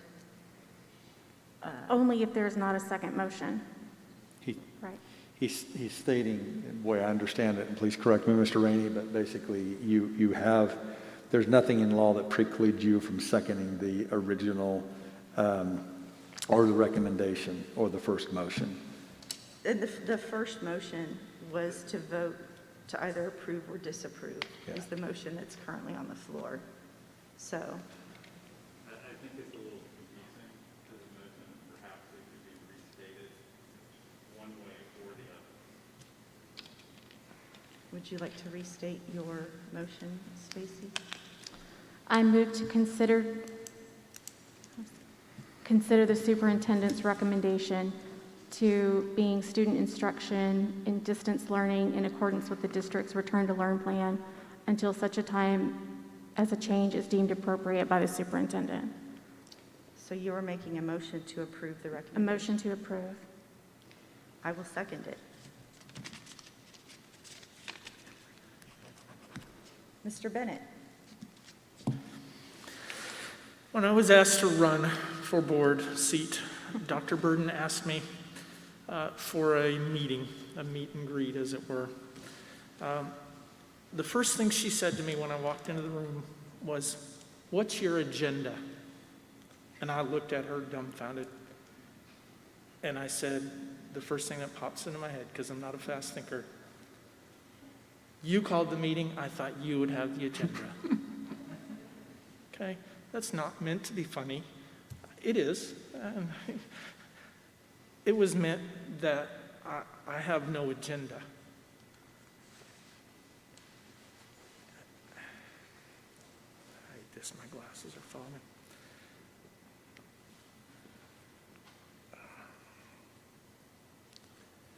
I didn't know, I said I didn't know, I suppose you called the meeting. Okay. It wasn't meant to be, I just don't think quickly. The only thing I wanted when I got on this board was to sign my son's diploma and to make sure that kids like me had a voice. See, the last time I was tested for my reading skills, I was at about a third grade level. And it only goes down from there. When the subject came up, emails flooded, 255 in the first day. I tried frantically to respond to each and every one. In one email, I made a mistake. I made the mistake of using the words Chinese virus when trying to establish a timeline as for a time before spring break when it was named for its origin of China. After hundreds and hundreds of responses, I was tired, maybe sloppy, definitely. I did make a mistake, some mistakes. My spelling wasn't great. People didn't understand what I meant. For this, I was called a racist and an idiot. I also had folks that said I should resign and get a job in fast food because that's where the idiots work. There's been a lot of hate. And if if you know me, you know I'm not a racist. If you don't know me and I've offended you by calling it, trying to establish a timeline and calling it a Chinese virus, I am deeply sorry. I absolutely did not mean to offend anyone. I even got a death threat for a job that I don't get paid for. I got a mask and a t-shirt this year. I love doing this. Our teachers love doing this. At school, we call this bullying. For those of you, okay, I got myself.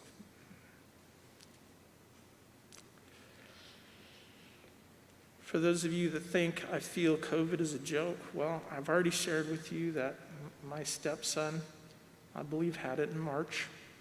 We were told via teleconference to stay away from the hospital or clinic. We don't want our staff to catch it. He wasn't able to be tested, so we don't know.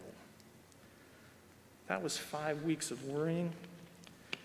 He is fully recovered and is in the process of deciding between West Point and Harvard.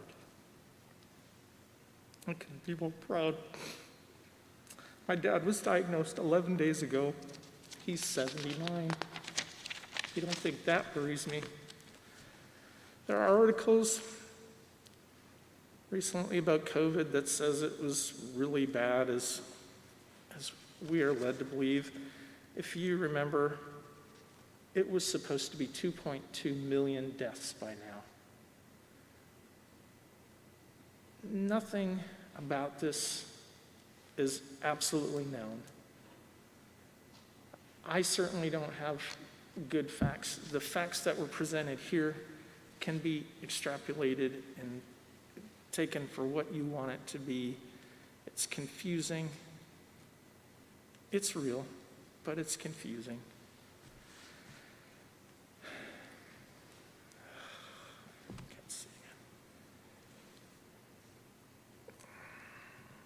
I read everything I can about it. I have friends that send me articles.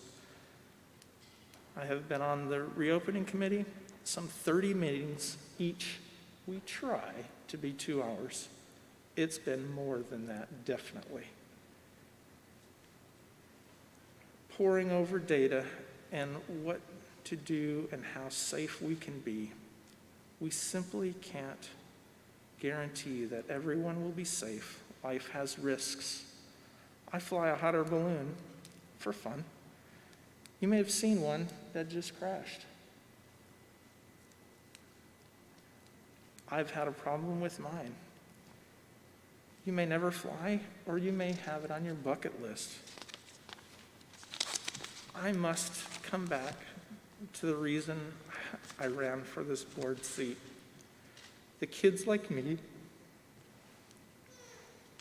I must vote to prevent the harms attributed to closed schools on the social, emotional, and behavioral health, economic well-being, and academic achievements of children in both the short and the long term are well-known and significant.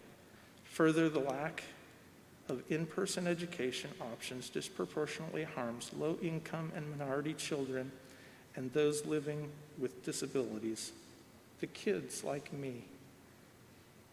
I vote to be back in the classroom, so I vote no.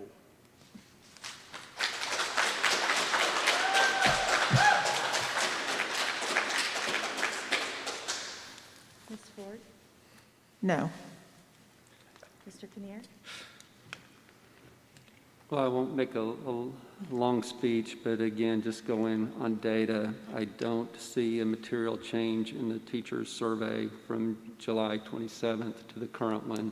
I don't see a major change in the techniques, in the data for COVID from July 13th when we approved the plan.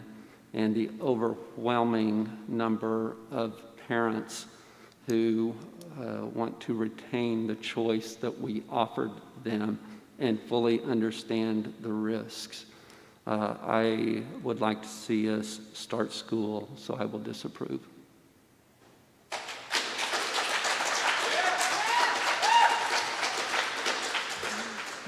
Ms. Romerman? It doesn't even matter what I vote, but it's still really hard to do it, you guys. I vote to approve the measure. I also vote to approve the measure, but with 3 noes and 2 yeses, the motion is denied, and we will return to school in person August 24th until there's a need to close for distance learning. As per the reentry plan, we all voted on July 13th. Next action on the business agenda, consider and take action on appointment of members to serve on the committee to reconsider use of the Redskins logo and mascot. Dr. Hartzler. Thank you, President McAdams. Board members, as stated, you all are aware that last month you took the recommendation that I had for the board to establish a committee for the purpose of reevaluating our logo and our mascot. I'm pleased to report to you that we have confirmed 35 members for that committee, and if you don't mind, let me run through here and list who those committees are in terms of also who they were appointed by. So let me first of all start off by addressing the non-voting members.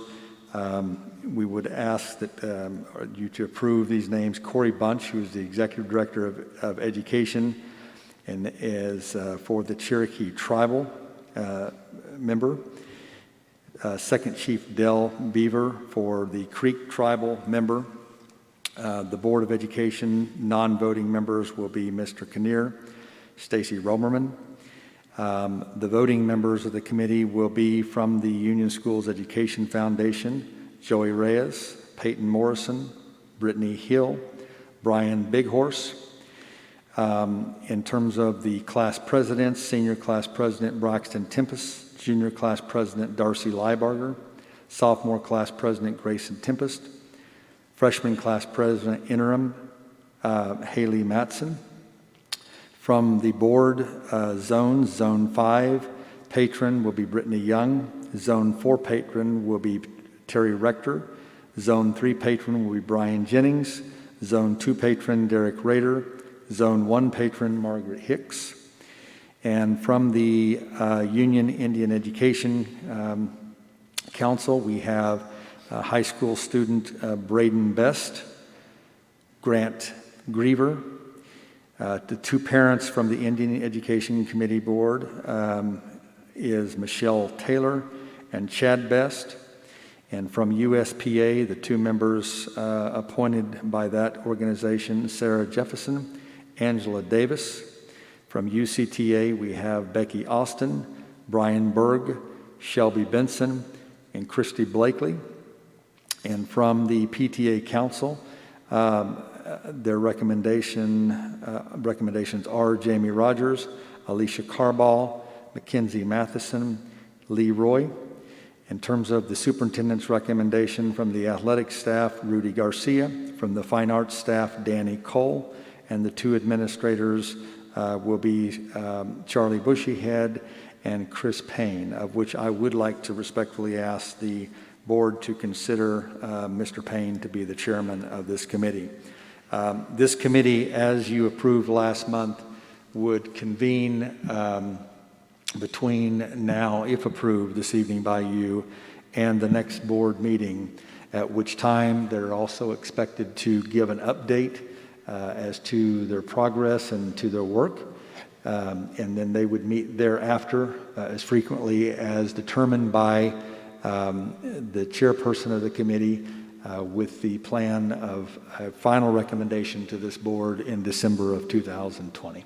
So I'll be happy to answer any questions that you might have. Again, I'd like to thank all of these committee members and also the members from the Creek Tribal Council or Creek Tribal member and Cherokee Tribal member for their willingness to assist us as advisors for this reevaluation. Where can our community go to find these representatives that are intended to be the conduit for them to make their opinions known to the community? So we will make it a point, contingent upon your approval this evening, to then publicize that. They're all aware that this is a board-approved committee, so their names will be public. And at that point in time, there'll be information on how to connect with them. And again, if approved, the chairman, Mr. Payne, this is kind of his forte in terms of organizing and commuting and getting the group together. Of course, there's going to be a lot of analysis, and I'm sure the committee will want to hear from probably a lot of groups as they reevaluate the Redskin mascot and logo. Is there any other discussion? Is there any concerns with Chris Payne as the nominee for the head of the committee? Move for approval. I'll second. All right. Mr. Kinnear? Yes. Ms. Romerman? Yes. Ms. Ford? Yes. Mr. Bennett? Yes. And the chair votes yes as well. And I will just say thank you to those members who have stepped up to be part of that committee. It is also not going to be an easy decision. Ms. McAdams, I'd like to propose a 10-minute recess. We've been at it for about 3 hours now, if that's not too much of a problem. I'm not entirely sure. Can I? You can. I'm just going to announce them. We're going to go into recess for 10 minutes. My phone says 10:06, so we will reconvene at 10:16. Thank you.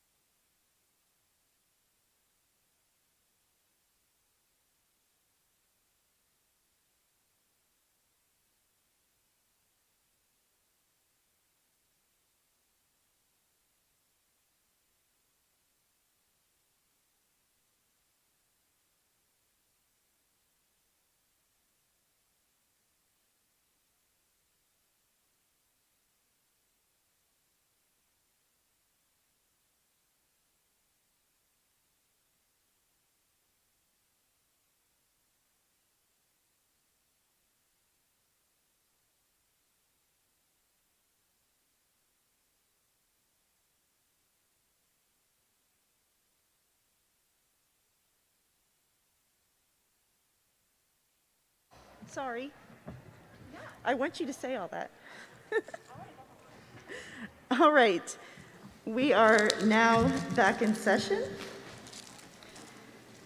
And our next item on our agenda is to consider and take action on applications for deregulation regarding elementary and secondary media library service and a request for statutory waiver for 4 elementary media programs.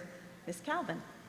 Dr. Hartzler, President McAdams, and other board members, I am asking for your approval on 2 media deregulations and 1 waiver. The 2 media deregulations are deregs that we have had in place since 2010. So these are actually renewals. The regulation is that in elementary with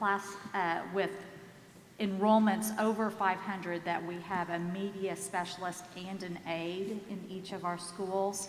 Since 2010, we have only had a media specialist in each school.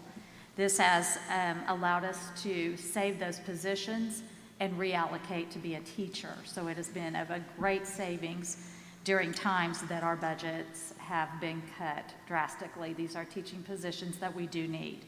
Likewise, we have also done this with our secondary sites in our medias since 2010, that we have a media specialist at each site instead of a media specialist and an aide. And so we are requesting to do that again and to submit that to the State Board of Education. We are also asking for a waiver. This is for the certification of our media specialist. For a number of years, we have also had this waiver. This has been in place since 2015. It is very difficult to find a certified media specialist. They are few and far between. And so we devised in 2015 a plan that we would ask for a certified teacher. The certified teacher would then agree to return to school for their media specialist certification. This is a digital media specialist. The state has approved this since 2015. And just so that you know, we have had a number of digital literacy specialists that have become certified to be media specialists. One of our very first digital learning specialist was Susan Henderson, who was a former Union Teacher of the Year. She was one of our first that did become a media specialist within a 3-year period. So we are asking for that waiver, for your approval of that waiver also. Move for approval. I'll second. Ms. Ford? Yes. Mr. Kinnear? Yes. Ms. Romerman? Yes. Mr. Bennett? Yes. And the chair votes yes as well. Thank you. All right. Annual report on college remediation rates. Mr. Federline.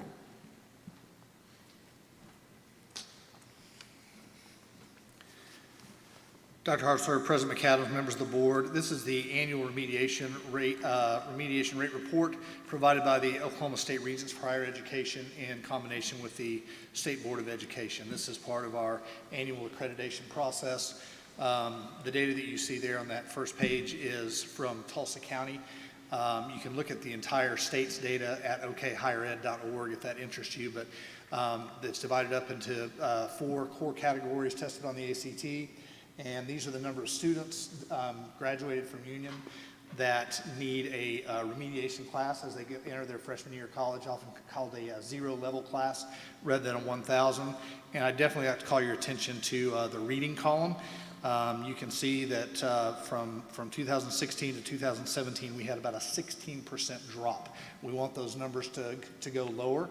And, just the kids did a great job, and I think that is a point of emphasis to look at our district's focus on literacy as well as our investment in reading specialists at the elementary. So the overall data is good.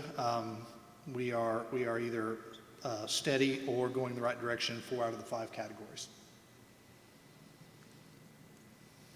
These are always 3 years behind. I thought they were 2 years behind. What's that? Are they always 3 years behind? Yes. I thought they were Yes. too. Yeah, Okay. the kids have to matriculate, and there's some data that goes into the second semester of college as well, and so they're always 3 years behind. Move for approval? Second? Mr. Bennett? Yes. Ms. Ford? Yes. Mr. Kinnear? Yes. Ms. Romerman? Yes. The chair votes yes as well. Thank you. Consider and take action on the purchase of software subscriptions for the Virtual Learning Academy from Florida Virtual School in the amount of $196,250 from bond funds, and authorize the Executive Director of Instructional Technology, Gart Morris, to execute the contract. Mr. Morris. Yes, President McAdams, Dr. Hartzler, members of the board.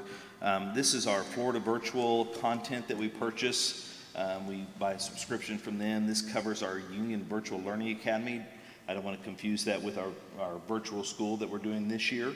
The Virtual Academy, the UVLA, is our blended learning option. So this is for 11th and 12th graders that are taking certain courses that are part-time in person, part-time virtual.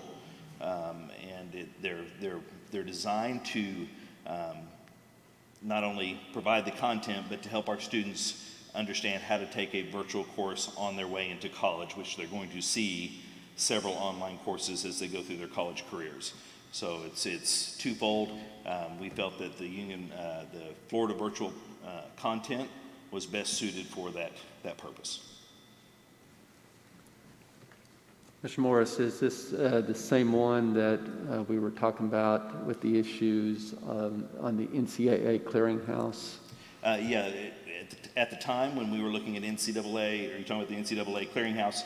At the time, we had to get NCAA clearinghouse approval for any virtual that we did at Union for core subject areas for our athletes.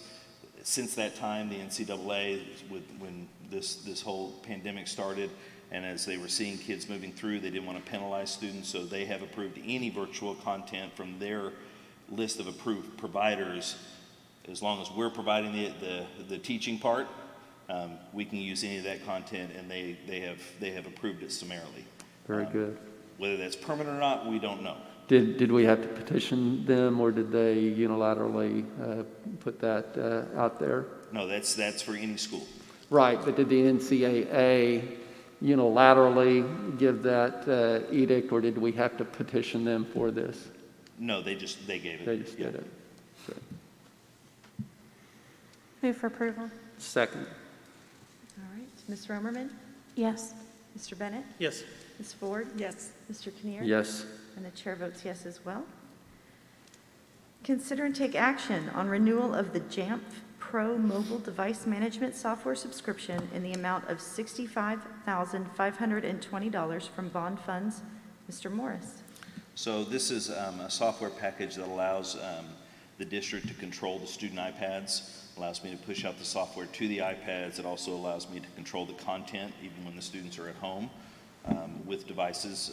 So it protects our student. At the same time, it allows me to send out updates, keep them going along, and should one become missing, it helps me to locate that device if we need to try to find it. So it's good software to have to protect our investment in the iPads that we purchased.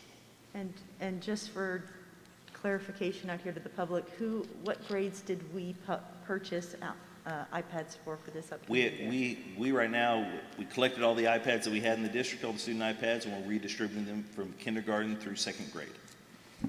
And right now, we're also looking at pre-K with some of our older iPads that we wouldn't use in the K through second grade level. They'll work just fine for the pre-K for what they need. Thank you. Move to approve? A second. All right. Mr. Kinnear? Yes. Mr. Ford? Yes. Mrs. Ford, I'm That's okay. sorry. That happens to We me. had one of I them. paused just for a second. I was like, I knew what you were talking about. Mrs. Ford, I apologize. That's okay. Mr. Bennett? Yes. Ms. Romerman? Yes. And the chair votes yes as well. Consider and take action on the renewal of Remind 101 two-year messaging software in the amount of $66,650 from bond funds, and authorize the Executive Director of Instructional Technology, Gart Morris, to execute the contract. Mr. Morris. Yes, this is our Remind account that we have. Remind is a great tool that our teachers use. A lot of our coaches, band directors, administrators use this to communicate with students and parents. It allows it to be done through text messaging. Several of you have Remind accounts I know that you've used. I used it a lot when my students were in band. It was invaluable to get those updates that way. This allows us to have a little more control than the free version. Also allows the teachers to send longer messages or put attachments to those messages. But it also provides that protection that we can see all the messaging that's going back and forth. So it's something that we can monitor if we need to, if there's any kind of question. It protects both the students and protects the teachers. It's a great program. We sent, between March and June, we sent a little over 3 million messages from this district through Remind. Move for approval. I'll second. All right, Mr. Kinnear, Yes. Mrs. Rowerman, Yes. Mr. Bennett, Yes. Ms. Ford, Yes. and the chair votes yes as well. Thank you. All right, under personnel, consider and take action to name assistant principals for the 2020-2021 school year. Mr. Logring.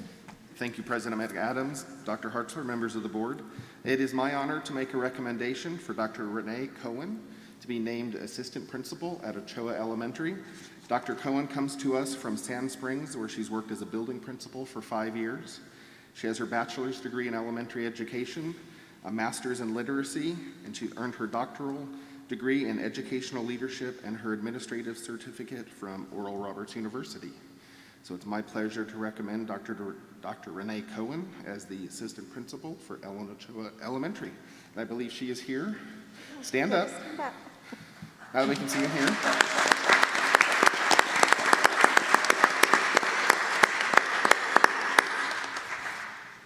Move for approval. I'll second. Ms. Ford, Yes. Mr. Bennett, Yes. Mr. Kinnear, Yes. Ms. Rowerman, Yes. and the chair votes yes as well. Welcome. Consider and take action to name assistant principal interns for the 2020-2021 school year. Mr. Logring. Once again, it is my honor to recommend 2 assistant principal interns to join us this year. We're requesting Lauren Stauffer to join us at the high school, as well as Mary Murray, who will be assigned at Grove Elementary. They've come through our union leadership group and have done a great job here as staff, and we're excited for them to have the opportunity to move into administration. No, they're not here. Oh, they are here. One of them's here. That's Mary. That's Mary. Can't see him with the masks on. It's the light. Is there a motion? Move for approval. I'll second. All right. Ms. Ford, Yes. Mr. Kinnear, Yes. Mr. Bennett, Yes. Ms. Rowerman, Yes. and the chair votes yes as well. Welcome. All right, under school operations, consider and take action on a request to raise adult meal prices for the 2020-2021 school year. Mr. Bushyhead. Yes, annually, we get records from the State Department regarding what our cost per meal is going to be, and by USDA requirements, we are asked to either charge that cost to cover the meal or find another way to pay for it out of funds other than child nutrition. So I am recommending that we raise the adult meal prices for this year as indicated on the board memo. I have one question.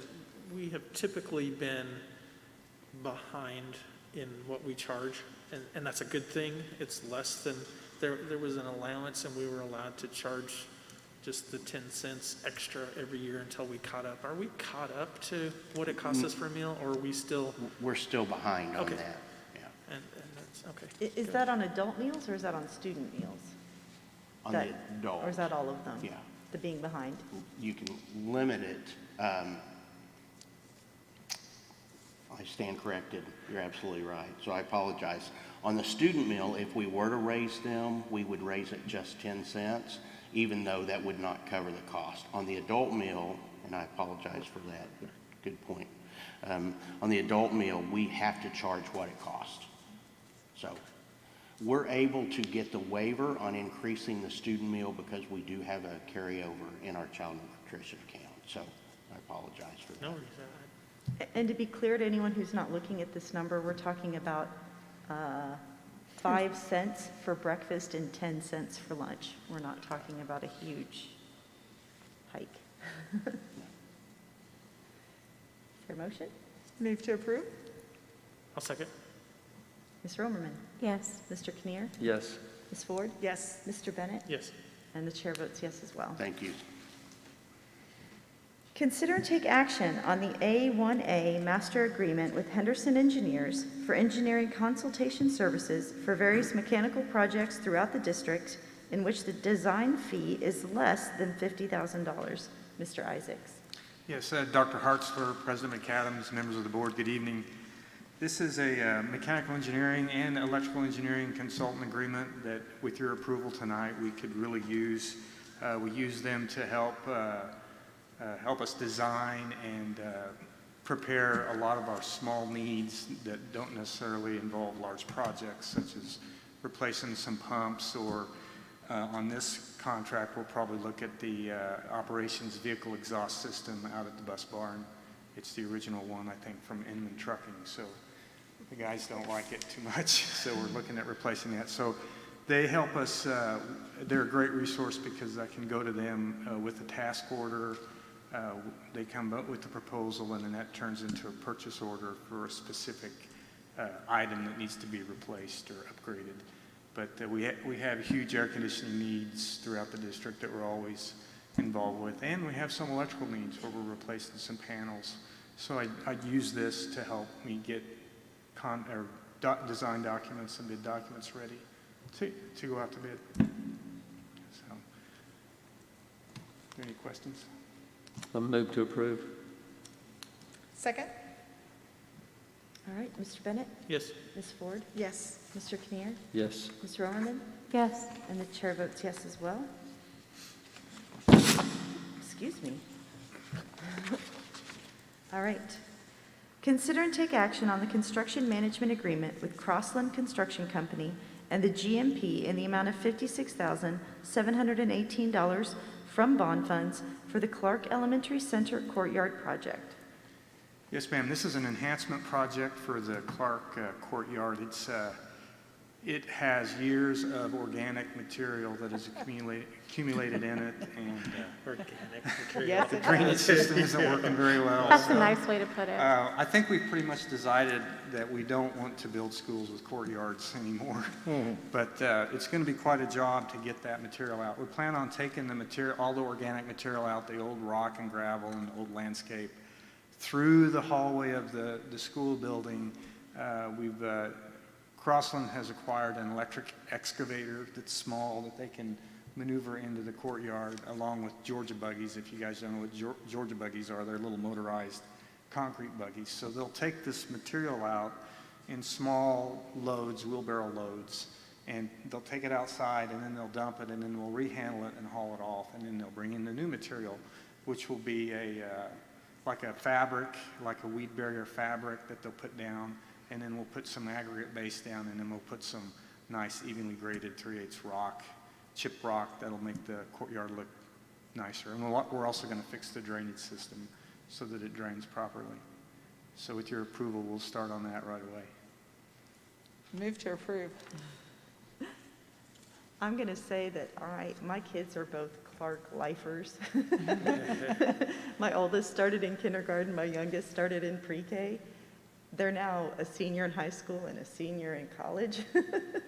And I still volunteer at Clark, and I know that this is a courtyard that needs some attention. Do we have a second? I'll second. All right. Ms. Romerman? Yes. Mr. Kinnear? Yes. Mr. Bennett? Yes. Ms. Ford? Yes. The chair votes yes as well. Thank you. Thank you. All right. Consider and take action on the purchase of new copiers from Oklahoma Copier Solutions in the amount of $87,512 from bond funds. Mr. Young. President McAdams, board members, Dr.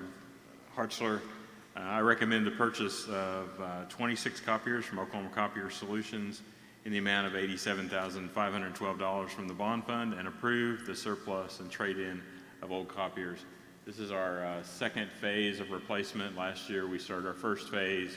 We replaced many of the copiers at the teacher workrooms at the secondary schools. This will be phase 2 with replacements at the elementary schools. So, thank you. How old are the machines we're replacing? I'm sorry? How old are the machines we're replacing, do you know? The ones on the list, some of them are more than 10 years. Quite a few of them were usually on a 5 to 6 year replacement cycle. That's my recollection, was the 5 to 6. Yeah. Okay. Move for approval. I'll second. Absolutely. Ms. Ford? Yes. Mr. Bennett? Yes. Ms. Romerman? Yes. Mr. Kinnear? Yes. And the chair votes yes as well. Thank you.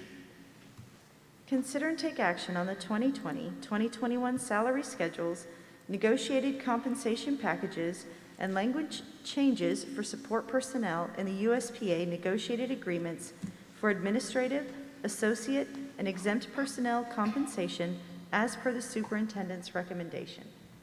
Dr. Williams. Good evening, Madam President, members of the board. This is a recommendation that the board approve and ratify the changes that were negotiated earlier at the end of July with our USPA support union. We had a number of language items. I believe there were 7 language items that we were able to reach agreement on, as well as the 2021 compensation schedule. We reviewed in detail the language items and the schedule with the business subcommittee, and so those changes were also overwhelmingly approved by the USPA committee, or by the bargaining unit, by a 99% vote, a margin on the vote. So tonight we're pleased to make that recommendation to the board. I'll move for approval. Second? Mr. Bennett? Yes. Ms. Romerman? Yes. Mr. Kinnear? Yes. Ms. Ford? Yes. And the chair votes yes as well. Thank you. All right. Is there any new business? No new business. All right. At this point, we are to the point in the agenda where it is opportunity for comments from the audience and board members. The rules for this section of the agenda are as follows. Speakers should identify themselves. Each speaker is given a maximum of 3 minutes. Total time allocated to this item is 30 minutes. Under Board Policy 1800, the Board of Education President has the discretion to determine if topics are relevant enough to be heard and to establish the order of presentations. This includes the right to interrupt this section and move on to the next item. We do have 2 people who signed up to speak. If they are, their numbers 2 and 3 on my sign-up list. We will start with number 2, Rachel Eichenbeck-Hart.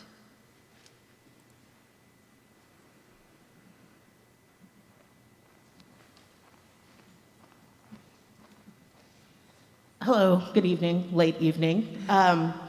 My name is Rachel Erkenbeck-Hart. I have a 12-year-old who is going to be a 7th grader in a couple weeks, and 2 more little ones at home who will be heading to Ellen Ochoa in a few years. I really do want to thank you for hearing us. I know tonight has been very emotionally charged. Some big decisions were made. But even with these serious decisions, I think we also have to hold our elected officials accountable for their actions. And really what I'm addressing tonight is Mr. Bennett's response to Mr. and Mrs. Palmer. I understand that he did make an apology, so that kind of changed what I originally came to talk about. But I think it's very important in this day and age with our elected officials that we have transparency. And while I know he says he did make a mistake, and we all do make mistakes, we need to have accountability for what happened. And he did offer an apology, but I also feel like it was a very inappropriate use of his platform this evening. There was a very big vote, and he used his time to apologize for his mistake instead of addressing the vote, in my opinion, but that there are better times and places in a way to make an apology that way. But again, I think we need more accountability based on what I've been able to find regarding the board members. There's not anything that holds them accountable.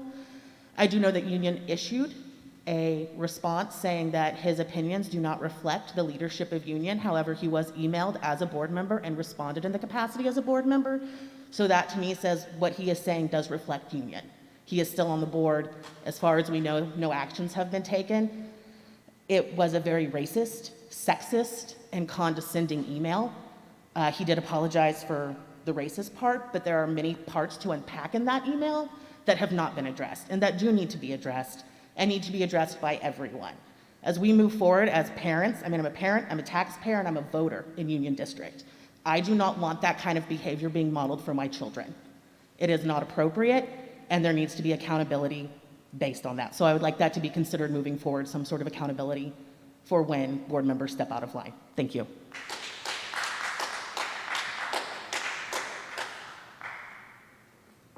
All right, our final speaker of the night, number 3, is Margaret Blaylock Hicks.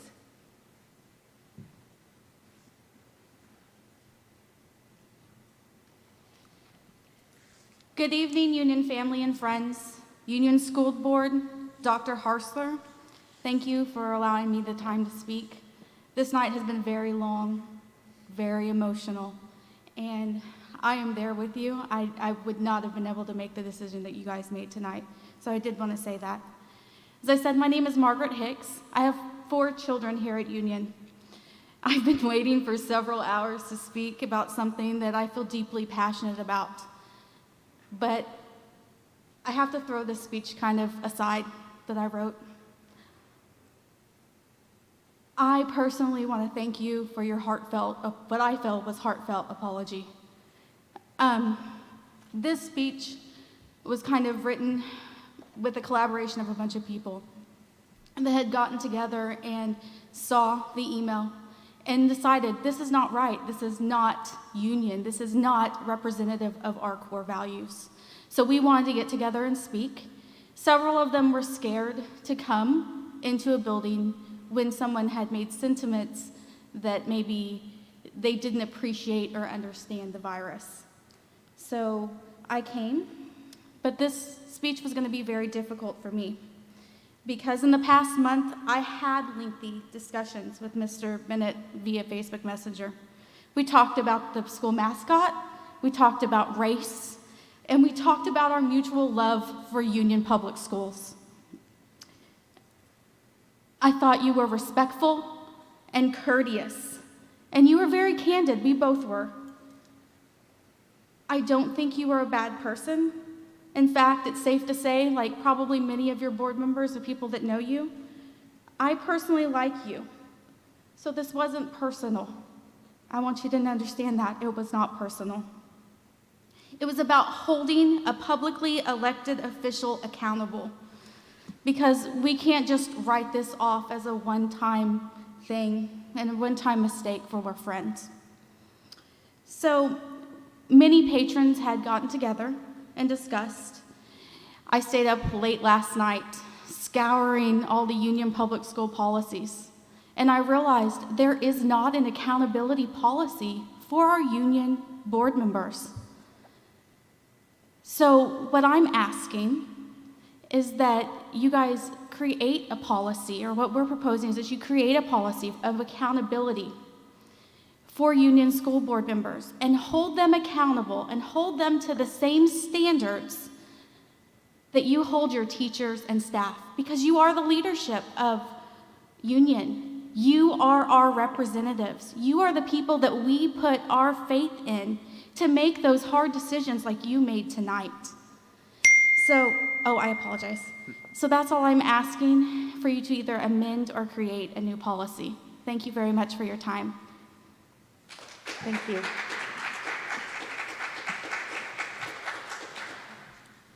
All right. At this point, I will entertain a motion for adjournment. I'll move to adjourn. I'll second.